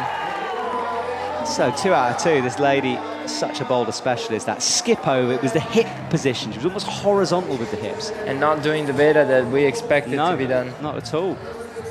But the French are always like that. They're so good in coordination. Yeah, that is a speaker, by the way, in the way of that shot. That's the top hole. It's not a giant square. Got it, held the top of the wall. Job done, wow, okay. So with Ocean McKenzie coming onto that boulder next, I'm looking forward to that. Katja Debovitz will start her semi-final here. She looked very good in quali. And she has that never give up attitude as well. It doesn't matter for her if things go wrong, she can seem to pull herself together, and it's impressive mental strength. Yeah, it's a good skill to have. Yeah. So down on the right is on the power boulder, and Andrea Kubin is trying to finish her finals off strong. She's down at 7. Shea, you're not ready, like, getting close to that zone. Yeah, and in a different method, she hasn't brought the left foot up yet. Now she puts her knee in. And it wasn't quite. Katja comes up with the left hand, but can't hold it. You know, Shana? Good first attempt, right? Yeah. First, second, something like that. Early attempt. Quick work to the zone. I wonder if she'll do the same as Nile or coordinate the whole thing. It's going to be interesting, isn't it? I think Nile worked that out almost in the movement, you know, just felt right to her. Do you always have, I presume when you see a boulder in a semi-final, you have a plan, but how often does that plan change? Do you sometimes change what you're thinking mid-climb? Yeah, definitely. I go a lot by feeling, so I don't make a lot of planning about my movement. I like to feel my body. Okay. And after an attempt, I kind of learn something always. Interesting. Yeah. For coordination, it's a lot about feeling, I think. Yeah. And I guess you never know what the holds feel like until you're touching them. So you have to have that flexibility. Definitely. Katja has 2 minutes gone. She's banging that right hand. I think she hit it a bit. And that's also something that the climbing holds are doing now. The brands, they're making very similar holds, and then with different endings. So like some of them might be juggy, others very slopey. So it can kind of trick you a little bit. You think it's one thing and it's not. Yeah. Oh, so close. Very close to Mo. She immediately wants a brush. But that nod of the head implied that she knows what's up here on this one. Shenso is not getting to grips with this yet. She's not using that left foot like the others are doing, which doesn't mean a lot, because we haven't seen anyone climb the thing yet, so maybe she's doing it the right way. And with that right hand. Watch that right foot at home, because that's the one that keeps bobbling off for all of the athletes. So far in this 5 minutes, the 5 of them, the 4 of them struggling. Yeah, she's been here for a long time. She's lead climbing her way through this.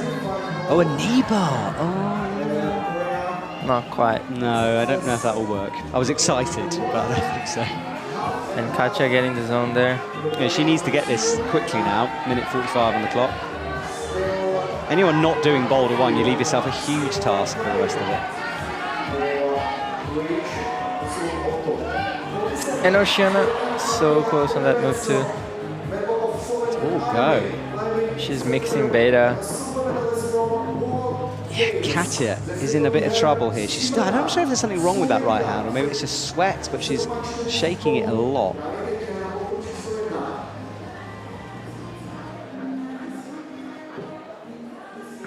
Well, there's not a lot of time left on this round, this rotation. 1 minute left. Yeah, I mean, Katja is more of a Boulder specialist. She was great in the European Champs, made finals, came 6th, so at the bottom of the finals, but still the finals.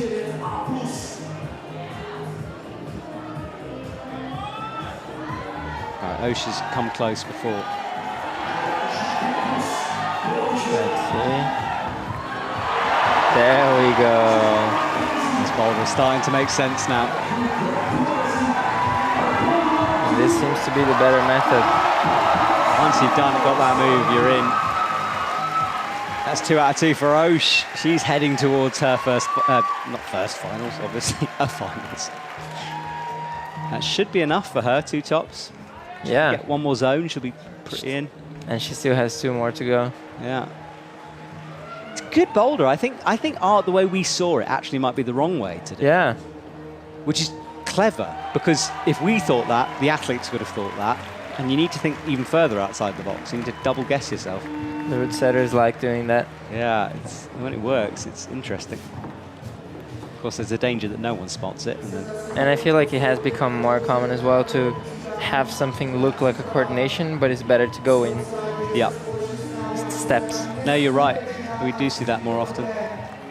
I have no issue with a few tricks thrown in, as long as there's lots of different methods to do a boulder. You know, it's less good when there's a trick and if you don't spot the trick, it's impossible. Then it's a bit boring, but it's a clever setting. So Anon Matsufuji as we move into our top 5 here in the women's semi-final.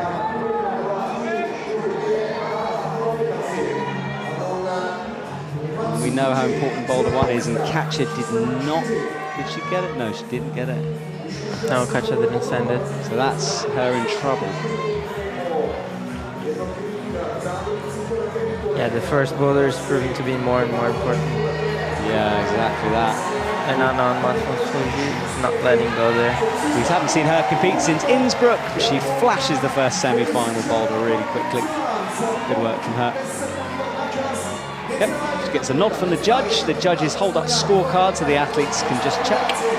Now Nile, who was the hero of Boulder 2, the first one to send it. Let's see if she can do the same on Boulder 3. Looking good, I gotta say. Oh, the first one, is it? To hit that crimp? I think so. Yeah. And you can see now why the setters have put that panel in, because if it wasn't there, you could do a big drop knee and it would be much easier. They think of everything. Yes, they do. Maybe a bit too hard on that boulder, but now we're starting to see more tops. It's making more sense, this semi-final. Yeah, I really hope we see some tops on that red boulder. A slab still, though. Impossible. Anna Maria Apple. is on that now. Yeah, the slab so far, we haven't even seen the start. Yeah. No, exactly.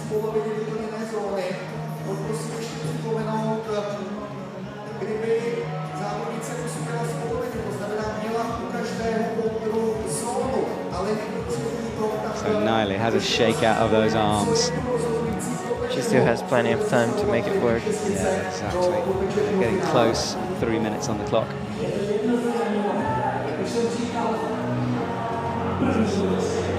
Mao getting a heel hook. Wow. Oh, Cruz did. Yeah, that hit was interesting.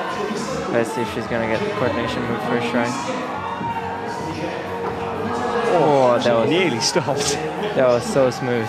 I think she's got it. It's clever because you slow the movement down by matching like that, and then you can make that double clutch after. Smart. And this is Anna. We've barely seen anything of the slab. It's certainly harder than what the setters would have wanted. You know, you'd like people to get stood up. Yeah, I agree. And it's probably so frustrating for the athletes because they don't know that the slab is hard. No, true. Good point. Yeah, they might think it's just them. And you can see it on their faces, everyone leaving the slab so mad. Yeah. Thinking that people probably did it. Yeah. I guess it's only when you come into the audience and people tell you. Yeah. When you come back into the audience, do you immediately talk to other people and just work it out? Like, what's your routine? I feel like first thing I do is like, I want to see where I'm standing at on the results. And then like talk to people, see what they thought of the climbs with other athletes. Yeah, it's something you see a lot. Like, I mean, I'll talk about it, but Jakob Schubert always does it close there. Yeah, Jakob Schubert just always just wants to talk about climbing when he's finished climbing. I'm always surprised. I think I'd want to talk about anything else apart from climbing. Yeah, definitely. Like you can see different perspectives from the athletes as well. A lot of people just don't want to talk about it at all. Yeah. And others really like discussing the boulders. I'm quite a fan of discussing the boulders after. Yeah, and I suppose it's easy to forget what you've done as well, so you might as well talk about it immediately and it's fresh in your brain. And it's good to know how like people solved it, different ways. Yeah. You can learn a lot. All right, Naile sits on the heel, presses that left palm in. That's smart. That was a very interesting beta from her. Missing the zone and going up the right hand. So Mao once more is stood up. Matches. Kicks. She's getting a bit further away now, and 22 seconds. I think she's feeling a bit tired. Damn. She was looking good. With a big smile on her face that never seems to leave. She will exit the stage. Anna Maria going for her last 8-second attempt. No go for Anna Maria. She says goodbye, but she's currently in 5th. So close. I don't know if that's going to be enough. Yeah, we still have quite a few athletes to come. Yeah, Jennifer Buckley, or Jenny Buckley, will be up next from Slovenia. Super young, just 16.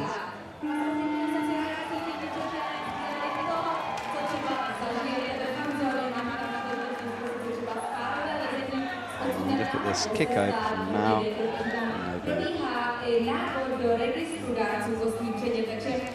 We're welcoming now Jenny Buckley.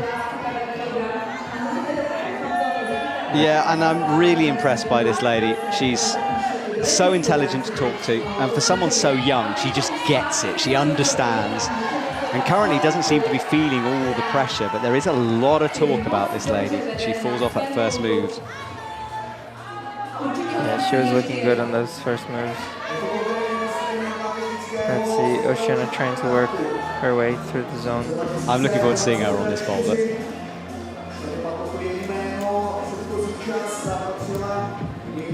Yeah, Team Slovenia bringing another good team, of course, but Janja, after that win in Copa, she's understandably decided that her season is done. She's going to go rock climbing for a while, which is totally fair enough, I think. Yeah, that's nice. Shire still not getting the start of the yellowies as well. Yeah, and Katja Debovec has it all to do after missing the top on that first climb. She is, especially with this set, predict it would be impossible, having not done that first climb to get into finals, I mean. I agree. She's going to have to really do like crazy well in the next boulders. She is. And Jenny as well. Jenny at just 17. Double gold in Boulder and lead in China for the Youth World Champs. Yeah, she's looking really solid all the way to the zone and then struggling a bit to move the foot.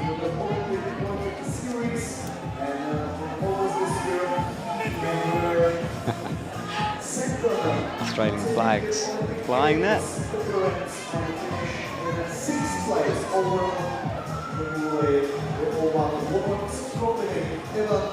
They're all trying to figure out what to do here. Yeah, there's been a lot of thinking that's gone on throughout this semi-final. Yeah, a lot of sitting on the mat. Yes. All right, so Osh launches up, palms down, good work from her. She brings that left foot onto the friction bit. Swaps the hand and she'll bump out right, but watch this right foot, it's very risky. And she retreats, oh, back and forth. I think she's trying to get the score for the zone there. Has it been given? Let's see, no, not yet. I don't think it will be. She wasn't really using it, touching it, coming back down. Like, yeah. Jenny is done, good work from her. Had to get that done, and she has. So that she won't know it, but that is the best start for us at this semi-final. Yeah, she needed it. So good work. Thumbs up from the judges, she will lead. Oh, Oceana was actually awarded the zone. Oh, interesting. Well, this is a good time to talk about appeals, actually, because appeals can come through. Appeals can be made by coaches for or against their athletes, so they can try to upgrade their athlete's score or downgrade other athletes' score. And there is a group that we're part of, so we should be told if there are some that comes through. But when this broadcast ends, there's about 5 minutes at the end where that might happen. So sometimes, very rarely, but sometimes the scores will change. Just to let everyone know. Catcher needs a miracle at the moment. Oh, she might have got one. Can she get this top? She has to get this. We know 4 is almost impossible so far, and 3 is super hard, so no, down she comes, in trouble. Yeah, it didn't look very good on that coordination. Didn't, did she? A bit away at the moment. And she's going to have to put some tape on for blood as well, which is not ideal. Yeah. And on a finger, so you've got to be careful. Things not going right for her, but Osh has 1 minute to get this. Maybe her last try here, saving some energy to try everything now. Oh, Shenso does what we were talking about. Runs, slips on the first move. Glad it's the pros who do it as well. I mean, you are a pro, but I'm glad for my sake it's the pros. Osh trying something a bit different. Flicks the foot up. Oh, barely gets it. So much core to do that move. I wonder if she's going to bump again her right hand. Not liking that. Oh, trying a physical way. Shakes her head. She's done. Katja is also done, leaving her with a huge task for the rest of it. And her skin did not seem to like it. Yeah, the women have had 1 day more than the men to rest and regrow some skin. That can work against you as well. Some athletes are so used to now being in that sort of cycle. Toby Roberts, for example, during the Olympics was training on his days off because he just didn't know how to not train, you know? It's like he had to move. I find it just unreal, to be honest. Right, Zelia Avezou, as we move into the final 3, and then we'll start saying goodbye to some boulders. Her brother missed out on the finals yesterday, and a bit of a surprise, actually, Sam Avezou not getting through. I was definitely expecting to see him in the final. He looked really good in the qualification round. He did, yes, and he's won so many medals recently, so I was surprised by that. But he'll come back. I'd imagine he'll be in sort. Naile is on the slab, and she's done amazing things so far because she unlocked this. Yeah, and she got so close to the top on the third one. Yeah. Zelia matches and goes up left. So far, so good.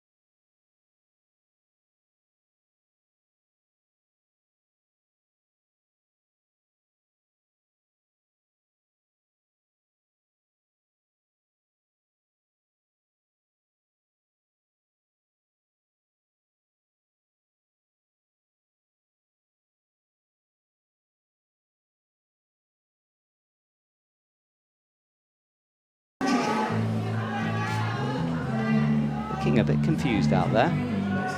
Mao is sitting. Everyone seems to be sitting on boulder 3. And Nile making zero progress on the slab again. Oh, wow, Nile just did something crazy. We missed it on camera, but she span. So as she hit the boulder, she turned to face the audience. I'm not sure if... Oh, see, that. It's different. Maybe it's the way. That's really cool. Wow. Yeah, we're talking top of your screen. Have a look at that yellow slab. Look at the spin. Maybe, you know. It's not what the setters told me. Yeah, I don't think that's the beta, but she's been seeming to like it. Look at this. That's unique.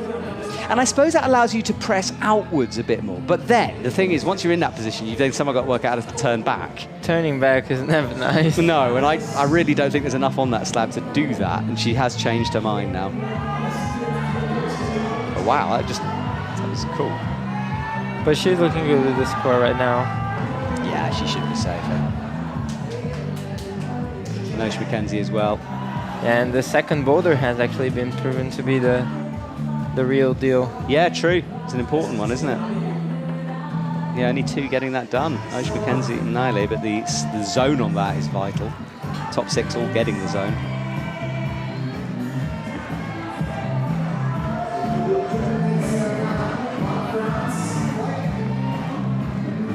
Now, she's smiling even though she unexpectedly falls off. It's just crazy. Yeah, that foothold on the red volume there. Yeah. Everyone is slipping off of it. Must be so bad. Yeah, it's not getting any better either, as you can see the rubber left and the chalk on it. Because it's also a palm, and I think that's part of the problem. Is you palm into it, and that obviously you don't want chalk on a foothold, so yeah, it's not helping. That's true.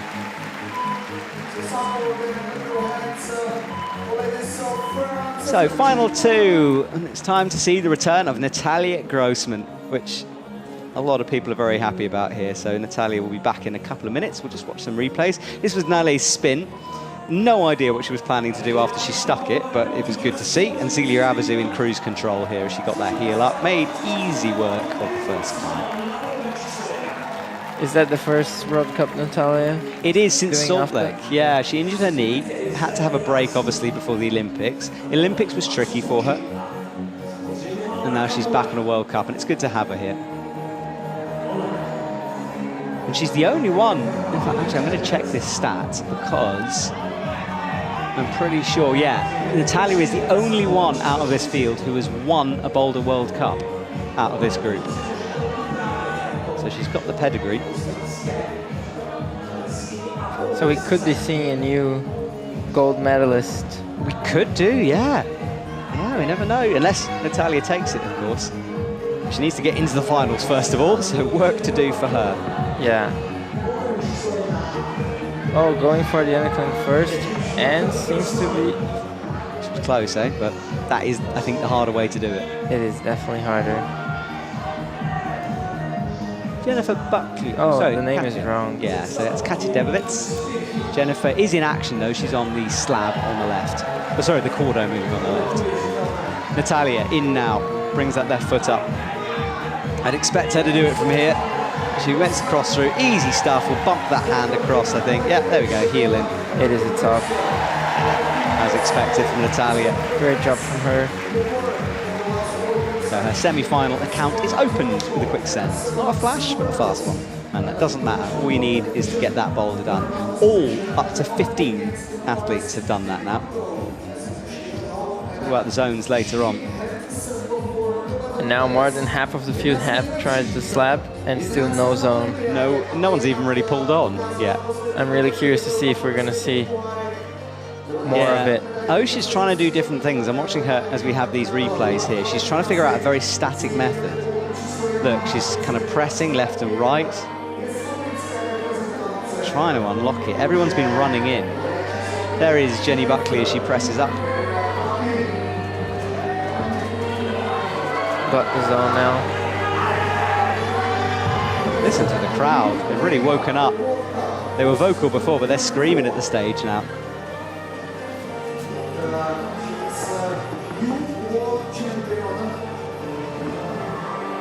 Katja not finding that press.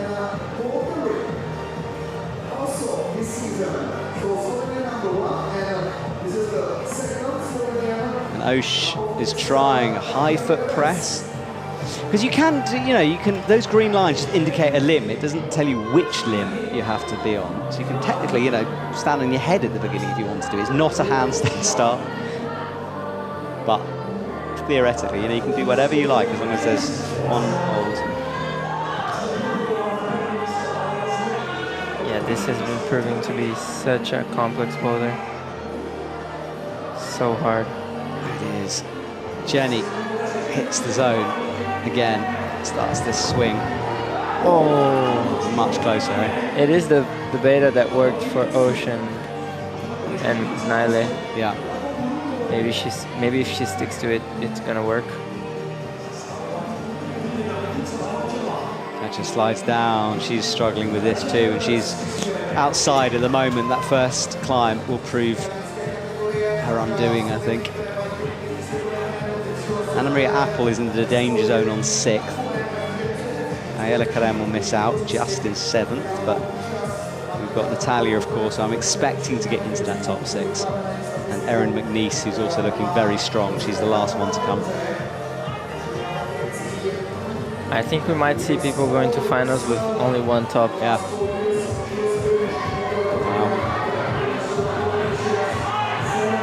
So Jenny starts this swing back and forth, slaps up at the right, but can't get it. She's probably going to have one more try at this climb.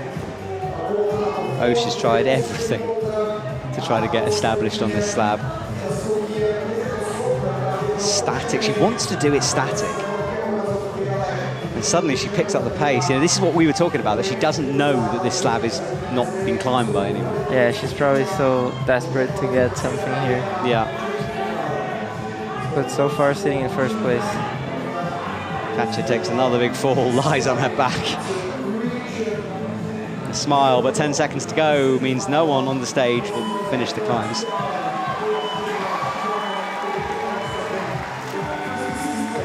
So, final climber will be introduced, and then we'll say goodbye to boulder number 1. Erin McNeice will come on. The Team GB athlete who has exploded onto the scene this year. With some great results along the way. Qualified for the Olympics.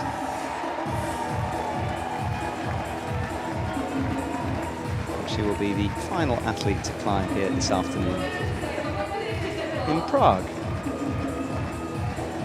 And do remember, you can go onto the Instagram for the IFSC. Demetrius, our photographer for this weekend, taking some great photos along the way. So here is Erin McNeice. Copper, she was 6th, just as good at lead climbing as she is in boulder. And 2 bronze medals for the OQS series secured her an Olympic spot.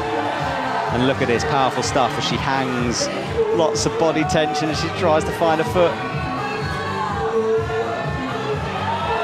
I think we're going to see a top. I think we might. If she can get this done, she'll finish the boulder. Yes, 1 move to go. Easy stuff from Erin McNeice as she bonks the heel in. And that's the last time we're going to see boulder number 1. It's done. The only one really that is super climbable. So as we have all the time now, we turn our attention to the next 3. And Zelia Abazu, who also cruised the first one, is trying to find the zone. This was Erin's replay. Cross through with the left hand, out with the right. Little adjustment. Made the match. Yeah, easy work from her. Yeah, simple stuff. Oh, look at that none. This is a replay though, so she didn't do it, but look how close she came. Wow. That is incredible. I think we're going to see a top. First time someone's tickled the top hold there. Oh my goodness, someone's on the slab. That is incredible. Mao Nakamura, the first one to get stood up, but she's still a way away from the zone. Oh, I really want to see something here. I want it for the setters more than anything. She's got to bump that left foot. There's nothing to hold on to, though. I feel like she has to bring her right foot back. Oh, I see, yes. She's too far away to generate. Oh, I'd love to see a replay of that, just to have a look. Here we go. Let's see what she did. Crazy, the same as everyone. Yep. It just worked. Sticky skin. Oh, if she had gotten her right foot a bit more to the left there. So you think on the first volume, the starting volume? Yeah, on the little, like on the smaller volume. Okay. But then maybe, I mean, maybe that's the problem. Maybe people have been falling off because they've been trying to bring the foot up close to them and it's pushing them off. I don't know. True. But she looked way more stable than everyone else on that starting position. She did. But it's such a low percentage move that maybe you need to take it while you've got it. You know, falling off could mean you don't get there again. So the appeal has been rejected for Xian So the zone is confirmed for her. And Zelia getting super close on the coordination there. And now Mao has not done it again. No, that's what I mean. And when we say low percentage, what we mean is that, for example, out of 10 goes, you could do it once. You know, it's not something you can learn, but she has done it again nearly and did what you wanted her to do. Yeah, it didn't seem to work. I talked about appeals. I'm expecting quite a few appeals for this to start coming through because things this close means a zone, yes or no, would make a big difference. And coaches' whole job, sort of course. Yeah, for sure. But some of their job is to do that. Maybe we'll see that zone from Oceana getting appealed. Yeah, maybe. We'll see. Oh, look, Mao's up again. She's consistent now. And Anon here going for the top again. Oh, close. That was so close. Oh, no, Mao falls just. And actually, she was going to get called down by the judge for a starting position violation. Anon here getting so close. It's like a different climb, isn't it? No problem. She's cruising it. Wow. But look at that. Oh. Just slipping a bit before getting it. Now, Mao has only had 30 seconds, though, but she's got close multiple times. She's got stood up. And Zelia now going for her last attempt as well. Now she makes the match. See, you've got to touch 2 toes down low. She's going for the far right hand. Foot, I mean. I know what you mean. She's very spread out in that position. Oh my God, Zelia was so close on the paddle. Oh yeah, and she's run out of time now. Mao is a move away. Come on, get it done. 6 seconds. She'll need to pop and hope. Oh, that won't count. That is a very hard slab. It is indeed. Well, you need to get on it. I would love to try it. I'd love to smuggle you onto it, but they do strip the roots very quickly. Otherwise, I would pull some strings. But this was Zelia's launch over, so close. Oh, Look yeah, at the left right. hand just Sliding over. Oh. And I feel like she needed that top. Yeah, good point. Yeah, very good point. It has seemed to be the only boulder apart from #1 that gets stops. That was got the red boulder at the end. So boulder 1 is done and dusted. Natalia now is on the auto move. Now she's worked so hard at getting better at coordination moves over the years. Used to be a weakness and isn't anymore. Not quite on that attempt. Jennifer Buckley is in action and Katja Debovitz will finish up her final as our scoreboard flicks around. Look at that top 6. In fact, look at the top 7. Everyone atop in 2 zones. It's all down to attempts. And if you want detailed breakdown, you can download the IFSC app or go onto the website, and there's live scoring on that from Vertical Life. This has seemed to be one of the hardest semi-finals we've seen so far. Agreed. Yes, it is. It's been interesting, though. It's not been boring. You know, sometimes a hard round can be a bit dull because no one's climbing anything, but I've enjoyed this. Yeah, it's a really nice round, and now we're starting to see some action on the slab as well. Yeah. Red boulder super close with tops. Yeah. It's one of those rounds that it could be make or break by just, you know, a couple of holds. I think we'll see a top on the red boulder soon. Oh, wow, Natalia just makes that zone. Oh, Katja stood up on the slab. Look at this.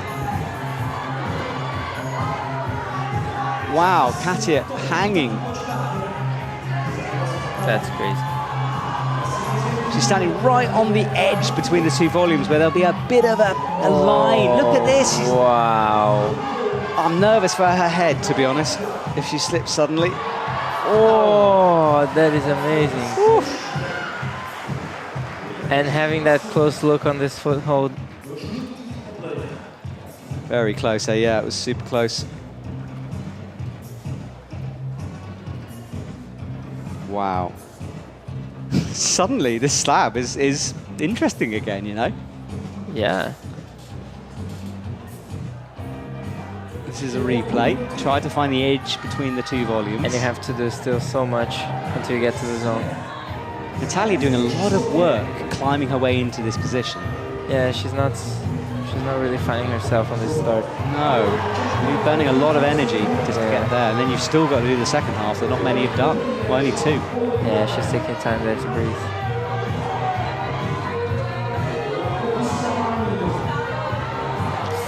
Very close though, you know.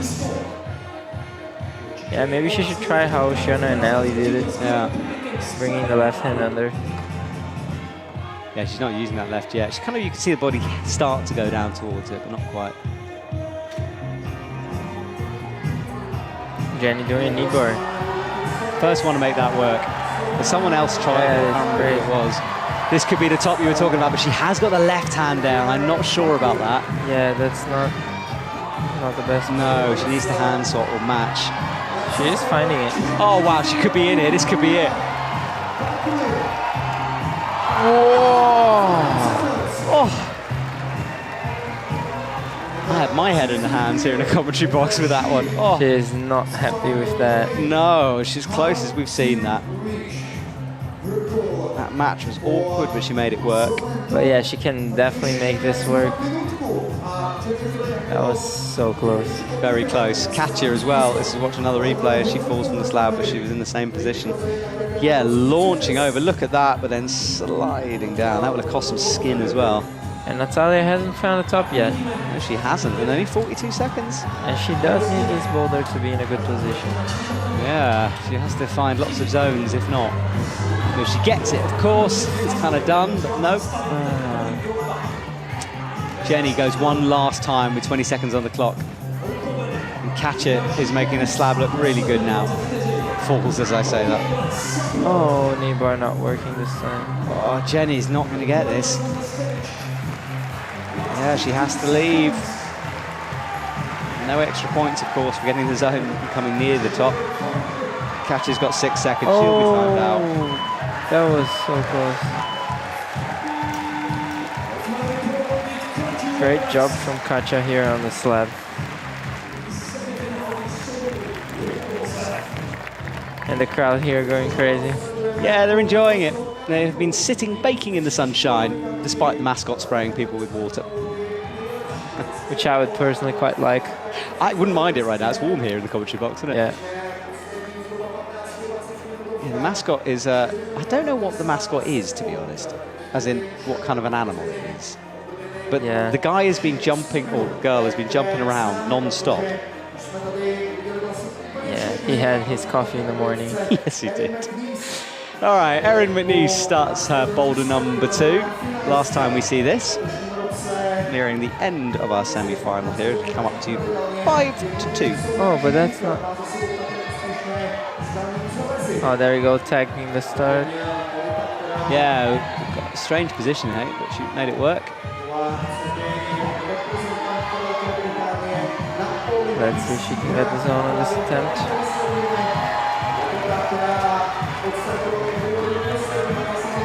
Oh, wow. Heel in. Amazing. Oh, and Zelia falling on the top there. Oh, so close. Zelia needs this. And there, she gets the result. And so I think Erin is going to do it. Yeah, she's close, eh? Erin is understated, she's quite quiet, and she does all her talking on the wall. And I quite like that, you know? Yeah. I really like watching her. And look at Zelia there. No. Just missing the top. Yeah, Jenny kind of slid down it. Zelia fired off it. Yeah. I mean, she still has plenty of time. Yeah, 3.5 minutes left now.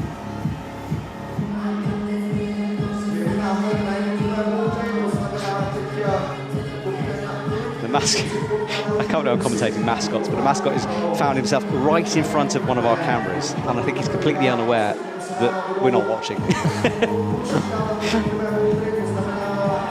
He is entertaining the crowd pretty well. He is, isn't he? All right, Erin pulls on. Zelia is still resting here. Yeah, I think she'll rest for quite a while. She knows the beater. She might go for one last try. All or nothing.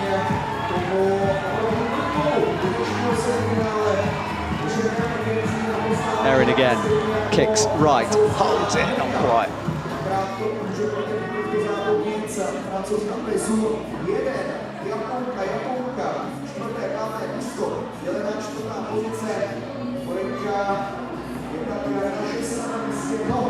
So Zelia launches up again. She's rested a while, now presses in with that right hand, gets the foot where so many people have slipped. There we go, seeing the drop knee heel hook.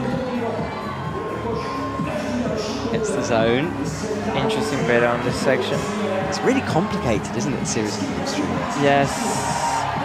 And she gets the crimp pretty well. One move away now. Gets herself set.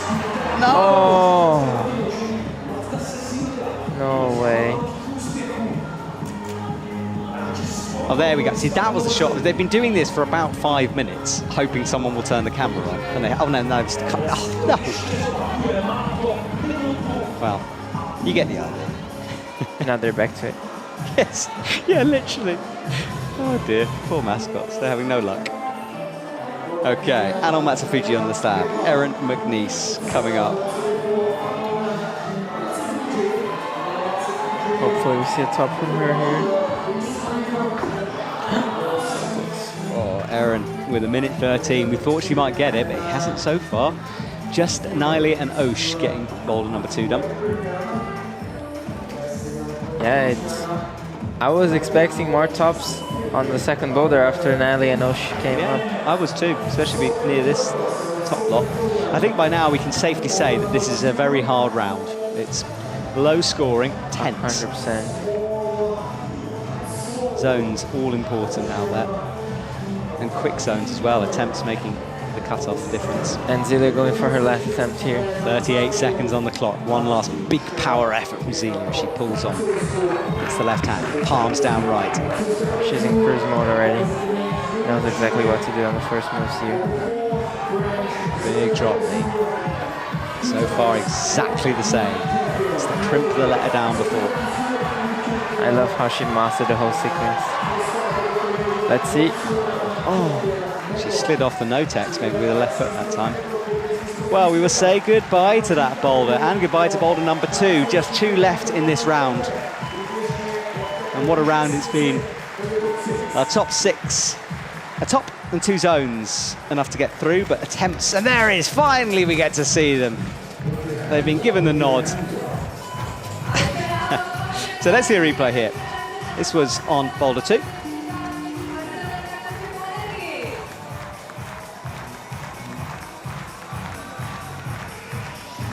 Zelia came close. The crimp at the end was really tricky, though. Made the match. That's the crimp, and let's see where she fired. She tried to match it to make the swap. It's a pretty nasty hole to match, eh? Well, our camera pans over our crowd. They've been enjoying the atmosphere here in the stadium. It's been a great comp. Prague putting on a wonderful IFSC competition here. And in terms of the rest of the season, this is almost us done. We have, of course, though, a Paraclimbing World Cup in Arco, which I cannot wait for. It's coming up next weekend. And I jump straight in a plane, as there's lots of other people, and we fly over to South Korea.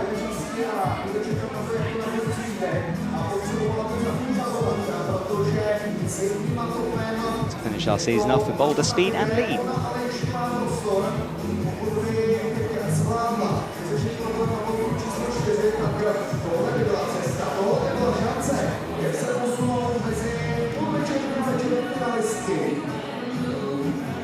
Jenny Buckley is just being told, I don't know what she's being told there, blood?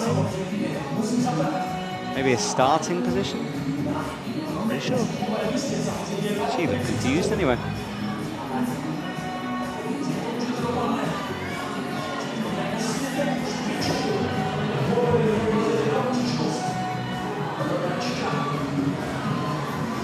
There is Natalia Grossman on the power boulder. Let's see.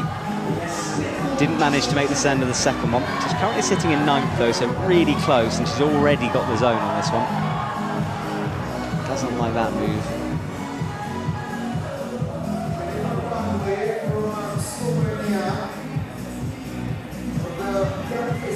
Jenny runs on. That hand popping off. She's down the order here at the moment as well.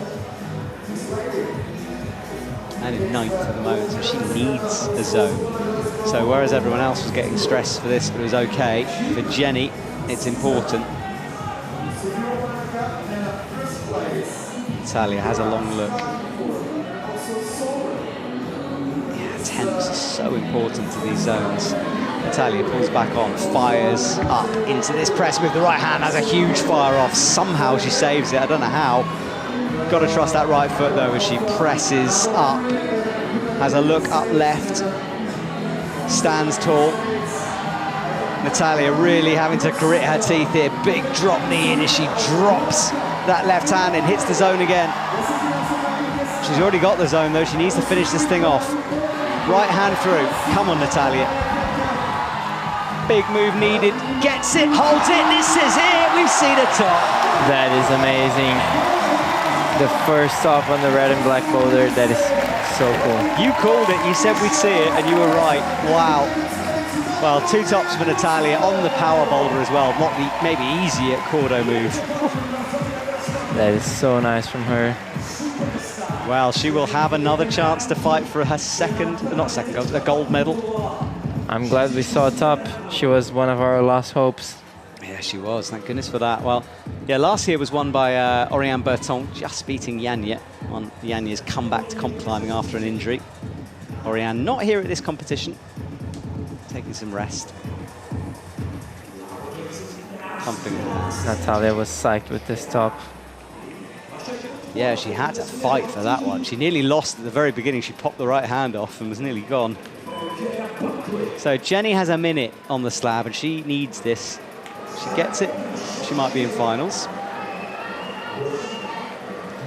Yeah, so far sitting out of that final zone. Yeah, really. Doing what Osh did, trying to find a static method rather than a run and jump. Yeah, she has to find a miracle here. She needs to be the first one to try and get that zone. Big ask, isn't it? Especially when you consider he was falling off it already. And cool to see it from this angle.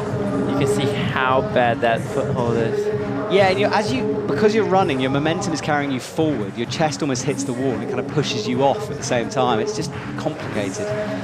Yeah, you can't go too much, but you can't go too little. Yeah. But it's interesting that no one's got really particularly close. A few have stood up on it, but not many. That's it for her, I think. 8 seconds, she has to get it, and she's not going to get it. So Jenny Buckley will miss out on the finals. Top 6, there's draws there as well, so that will have to be worked out afterwards. And a reminder again that I'm expecting appeals, because with it this tight, coaches will be wiggling their way and trying to find loopholes and things to upgrade and downgrade others. It's going to be a bit of a battle. Yeah, we can see Natalia's face here, really fighting on this boulder. How does it work? Do you have Brazilian coaches here as well? Not in this competition. So how does it work with appeals for you? Do you have to ask for other coaches to sort of look for things for you? Yeah, I normally try to have a coach that I know or some friend to record me so that I can do my own appeals after. Wow, man, it's so tough. I'm sorry, I don't mean that to be patronising. Genuinely, it is tough. Because you have a big team, coaches are taking all that pressure away from you. You have to do it all. Yeah, it's tricky, for sure tricky. It's nice to have when the coaches are here, because when they come to the comps, it takes this extra stress out of us. Okay, Zelia is on the slab, Erin's on the power boulder. I would put money on Erin doing this. This is her kind of thing. Definitely, and she's looking good on it. Not that time, though. I do think she's going to be awarded the zone. Yeah, I think so too. Let's wait and see. Is it? Yeah. Not yet. So Zelia would... Oh, now she got it. Yeah, there we go. So she's up into 6th already. Zelia Avaz, who's still in the finals in 4th. Mao Nakamura and Ano Matsufuji are drawing at the moment on 6th.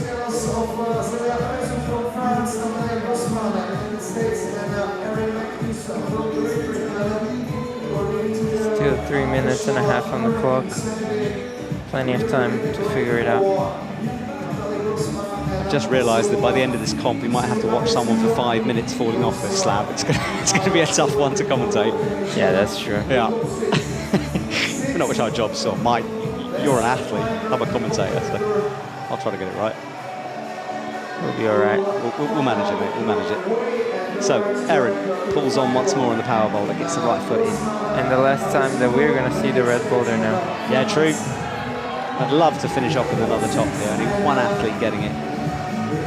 Yeah, not getting the top on the second one like the other two did. She needs this top. We know it's possible, so... And we already have 4 finalists, I guess. Yes, those 4 guaranteed, yep, true. Is Zelia guaranteed yet? Yeah, I believe so. Yeah. I'm always wary of making predictions because my maths is terrible. But and do remember that also the reason I'm wary is that appeals. It might happen after. This is we'll find out. There'll be a graphic at the end of the broadcast with the provisional results, and that will be confirmed later on.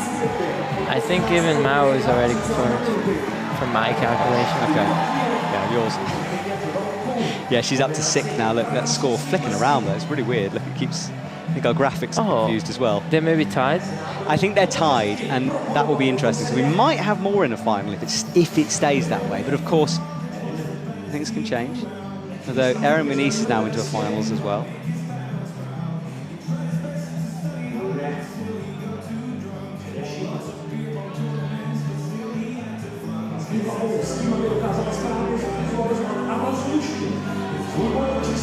Yeah, Mao and Anon are tied at the moment in the semi-final round. Oof.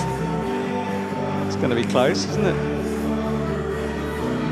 Erin goes again, minute 28. She doesn't necessarily need this, but she'd like it. There's ties on 4th as well. Came up with the left hand, but away off, and not coming close to figuring it out yet.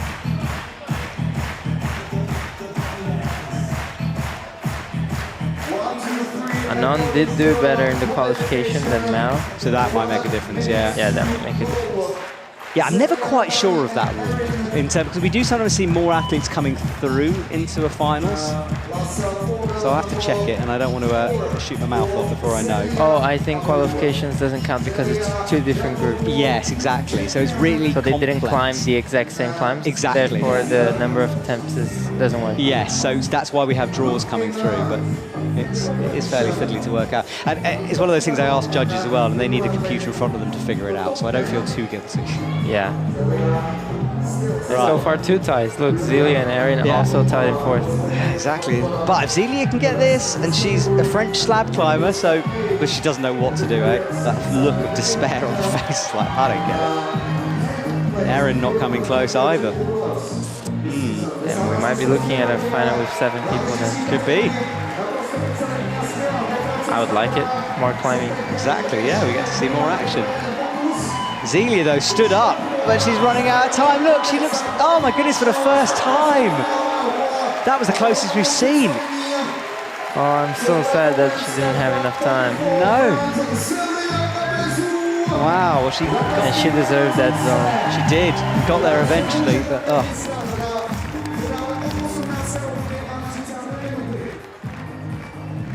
Only Natalia and Erin can make it work now. Yes, only a couple through. Just slabs to go. So we've got 2 slabs, then we'll say goodbye. This was Erin on the power boulder. I thought she'd get it, but she didn't really come close. I've lost my money. What did I put on?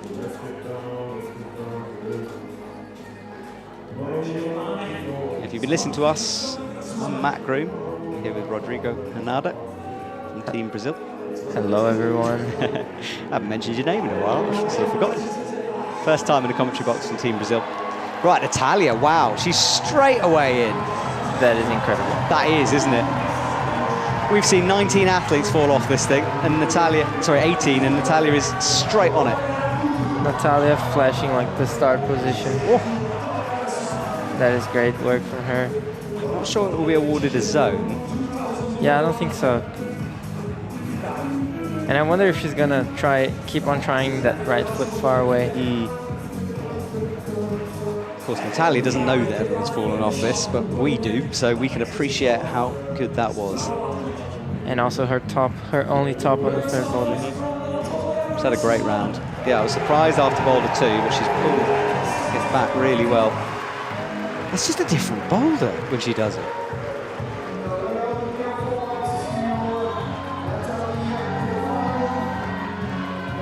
Crimping the edge of the wall there. Oh, nice. It's totally allowed that. Fires right, that's a zone. Oh my goodness. That is magical. The crowd cannot believe it either. Anyone who's left this stadium early, you're a fool, because what a way to finish. She might finish this thing off. Amazing performance. Oh my goodness, right, we'll jump up. Come on, it's a yes! Yeah. Wow. Well, setters, you've been redeemed on that one. Brilliant. Yeah. Natalia. That is amazing. Through. 3 tops in the zone, way out in front. And showing us how it's done, like on the 3rd and the 4th boulder. Incredible stuff from Natalia Grossman.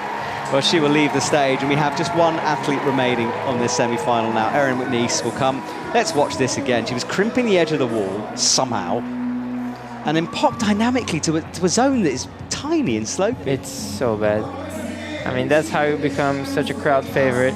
Yeah, it's true. You know, you've got to earn that respect, and Natalia does. She does. And look at the smile she heard for that. I think she knew that no one's got close to it.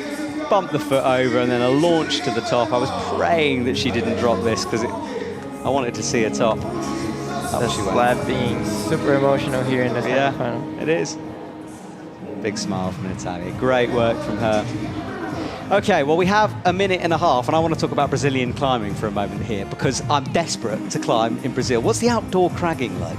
I gotta say, it should be more famous. Okay. It is incredible. I've been outdoors a lot in quite a few countries, and I gotta say Brazil is still my favorite. Wow. I'm biased, I know. Yeah, but you're allowed to be. Yeah. But Boulder as well as lead climbing? Yes. Okay. Yes. We have Felipe Camargo. He's like one of my biggest inspirations in climbing. I've always looked up to him since I started climbing, and he has developed so much in our country and been such like an inspiration for South America.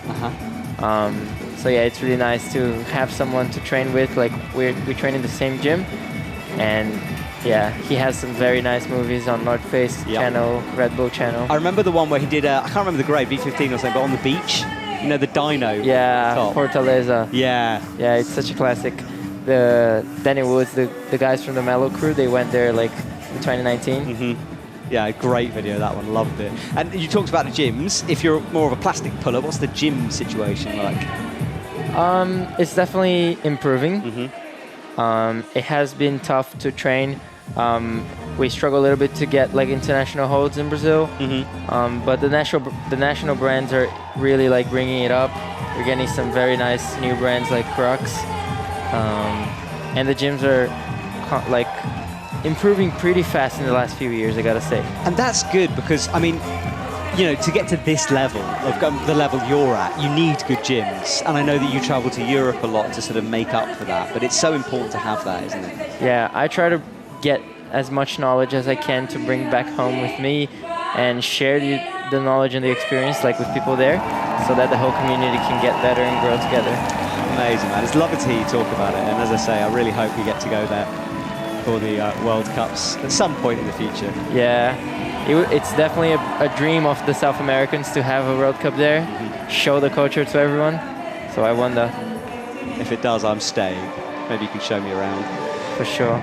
All right, Erin McNeice, the last climber out on this slab. We know it's possible. She would have heard the reaction from the crowd, so she knows it's possible. But she is currently in a finals place on the 4th. We have 2 drawn 6th place. We'll have to see how that works itself out. Appeals to come, of course. Similar method to everyone. Palming down before and straight off. Yeah, if you do come to South America, I gotta take you rock climbing. Please do, honestly. I'd love that. I'm staying. I'm bringing my camera. We'll make a film. It'll be great. I'm being told by the voice of my ears that we have 7 guaranteed into the final. Of course, apart from appeals, but if it stands like this, we will have 7. So the 2 Japanese tying here. Yes, exactly. And so, Zelia and Erin so far tied as well. Yeah, I haven't seen that, mate. We were talking at the beginning of the broadcast how we don't often see ties. So the gods of the commentator curse have got us again. Not 1, but 2. Not 1, but 2. Oh, my goodness. I remember, as a commentator, watching... I saw 2 speed climbing draws in 2 weeks, which is unheard of almost. You know, 2 athletes getting exactly the same times in a race twice. Yeah, no, that's insane. Yeah, madness. I'm looking forward to seeing speed again. We haven't seen it in a bit. I did the European Cup in Bologna where we saw speed, but I haven't seen a World Cup in a while, so I can't wait for that to get solved. Erin gets that left foot for a moment. 3 minutes on the clock. And the crowd aren't moving now. They might have left before, but now they know there's a top possible. They all want to see one. Yeah, we're on our last 3 minutes here. Last chance to get a top on the 4th boulder. And it's not too tiring, this, so Erin can go again and again. Yeah, she doesn't know she's in finals yet, so she's probably freaking out right now. It's going to be a good finals when I look at that list. There's some strong women in there. And Natalia, though, has made herself the favourite by getting 3 tops. Oh. 2 Japanese, 2 French. One Brit. It's going to be great. And an American. Wow. And Australian. And Australia. Everyone. The world represented. Crowd enjoying things here. Last moments in the sunshine. Some will leave, a lot will stay. As I said earlier, there's music, DJs, live music, there's films they show. Yeah. Playing Silence, Adam Ondra's film, as you'd expect. It is a great environment all around the comp. You guys see mostly of the climbing action, but apart from climbing, everything here is looking very beautiful. It is, isn't it? It's a fun place. The floods that affected the city and a lot of Czech Republic over the last couple of weeks, luckily not affecting us, but our hearts do go out to those affected by the floods. And I know some of the proceeds from this will go to those people. Erin hanging, struggling, kicking the foot back in. A minute and a half and not making progress at the moment, as no one really has apart from Natalia. Yeah. We saw Zelia get really close, but timeout. Yeah, oh yes, good point. She was running across, wasn't she? So can Erin find something as we come up to 1 minute on the clock? The crowd clapping, cheering her on here. Building up the excitement as Erin comes, but no, just always overbalancing.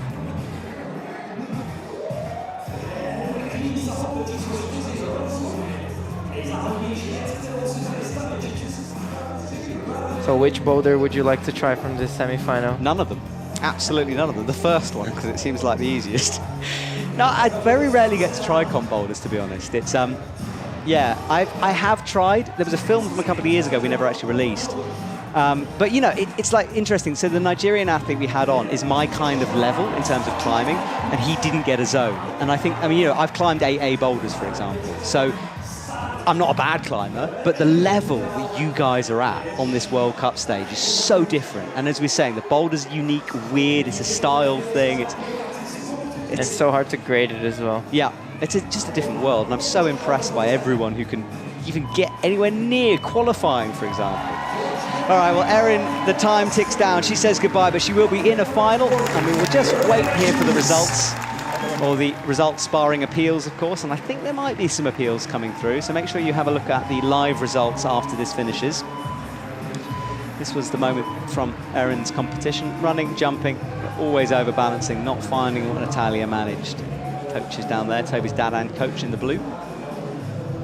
Crimping the edge of the volume, anything she could to try to claw her way up. Well, let's have a look at the results, and we're expecting 7 to move forward into the final instead of 6 because of the draws. Look at how many people in the venue today. Yes, exactly. Everyone filtering out to go get some lunch, I think. Well, Rodrigo, thank you for joining me today as well, man. It's been a pleasure. Thank you so much. It was great. It really was. And that's the Cathedral. Here's the results as we know them. Natalia Grossman, Osh McKenzie, Naili Mignon, Zelia Avizu, Erin McNeese, Mao Nakamura and Anon Matsufuji will be our finalists if things stay as they are. Xian So just missing out due to attempts. Tough stuff for her. Anna Marie Apple also coming close, and Jennifer Buckley as well. And then after that, Ayala Karem missing out on a couple of vital zones along the way, and zones were all important as we come down to Sofia Yukiyama in 20th. Just one zone. Well, mate, thank you so much. I will see you very soon, I hope, and good luck with the... you're not in Seoul, no? No, unfortunately, I'm not going to Seoul. We have Pan American Championships and the South American Cups. You guys should definitely keep an eye on us as well. Absolutely. Well, we'll see you soon. We'll say goodbye. We'll be back 6:30 European time for the women's final. Have a great afternoon, everyone.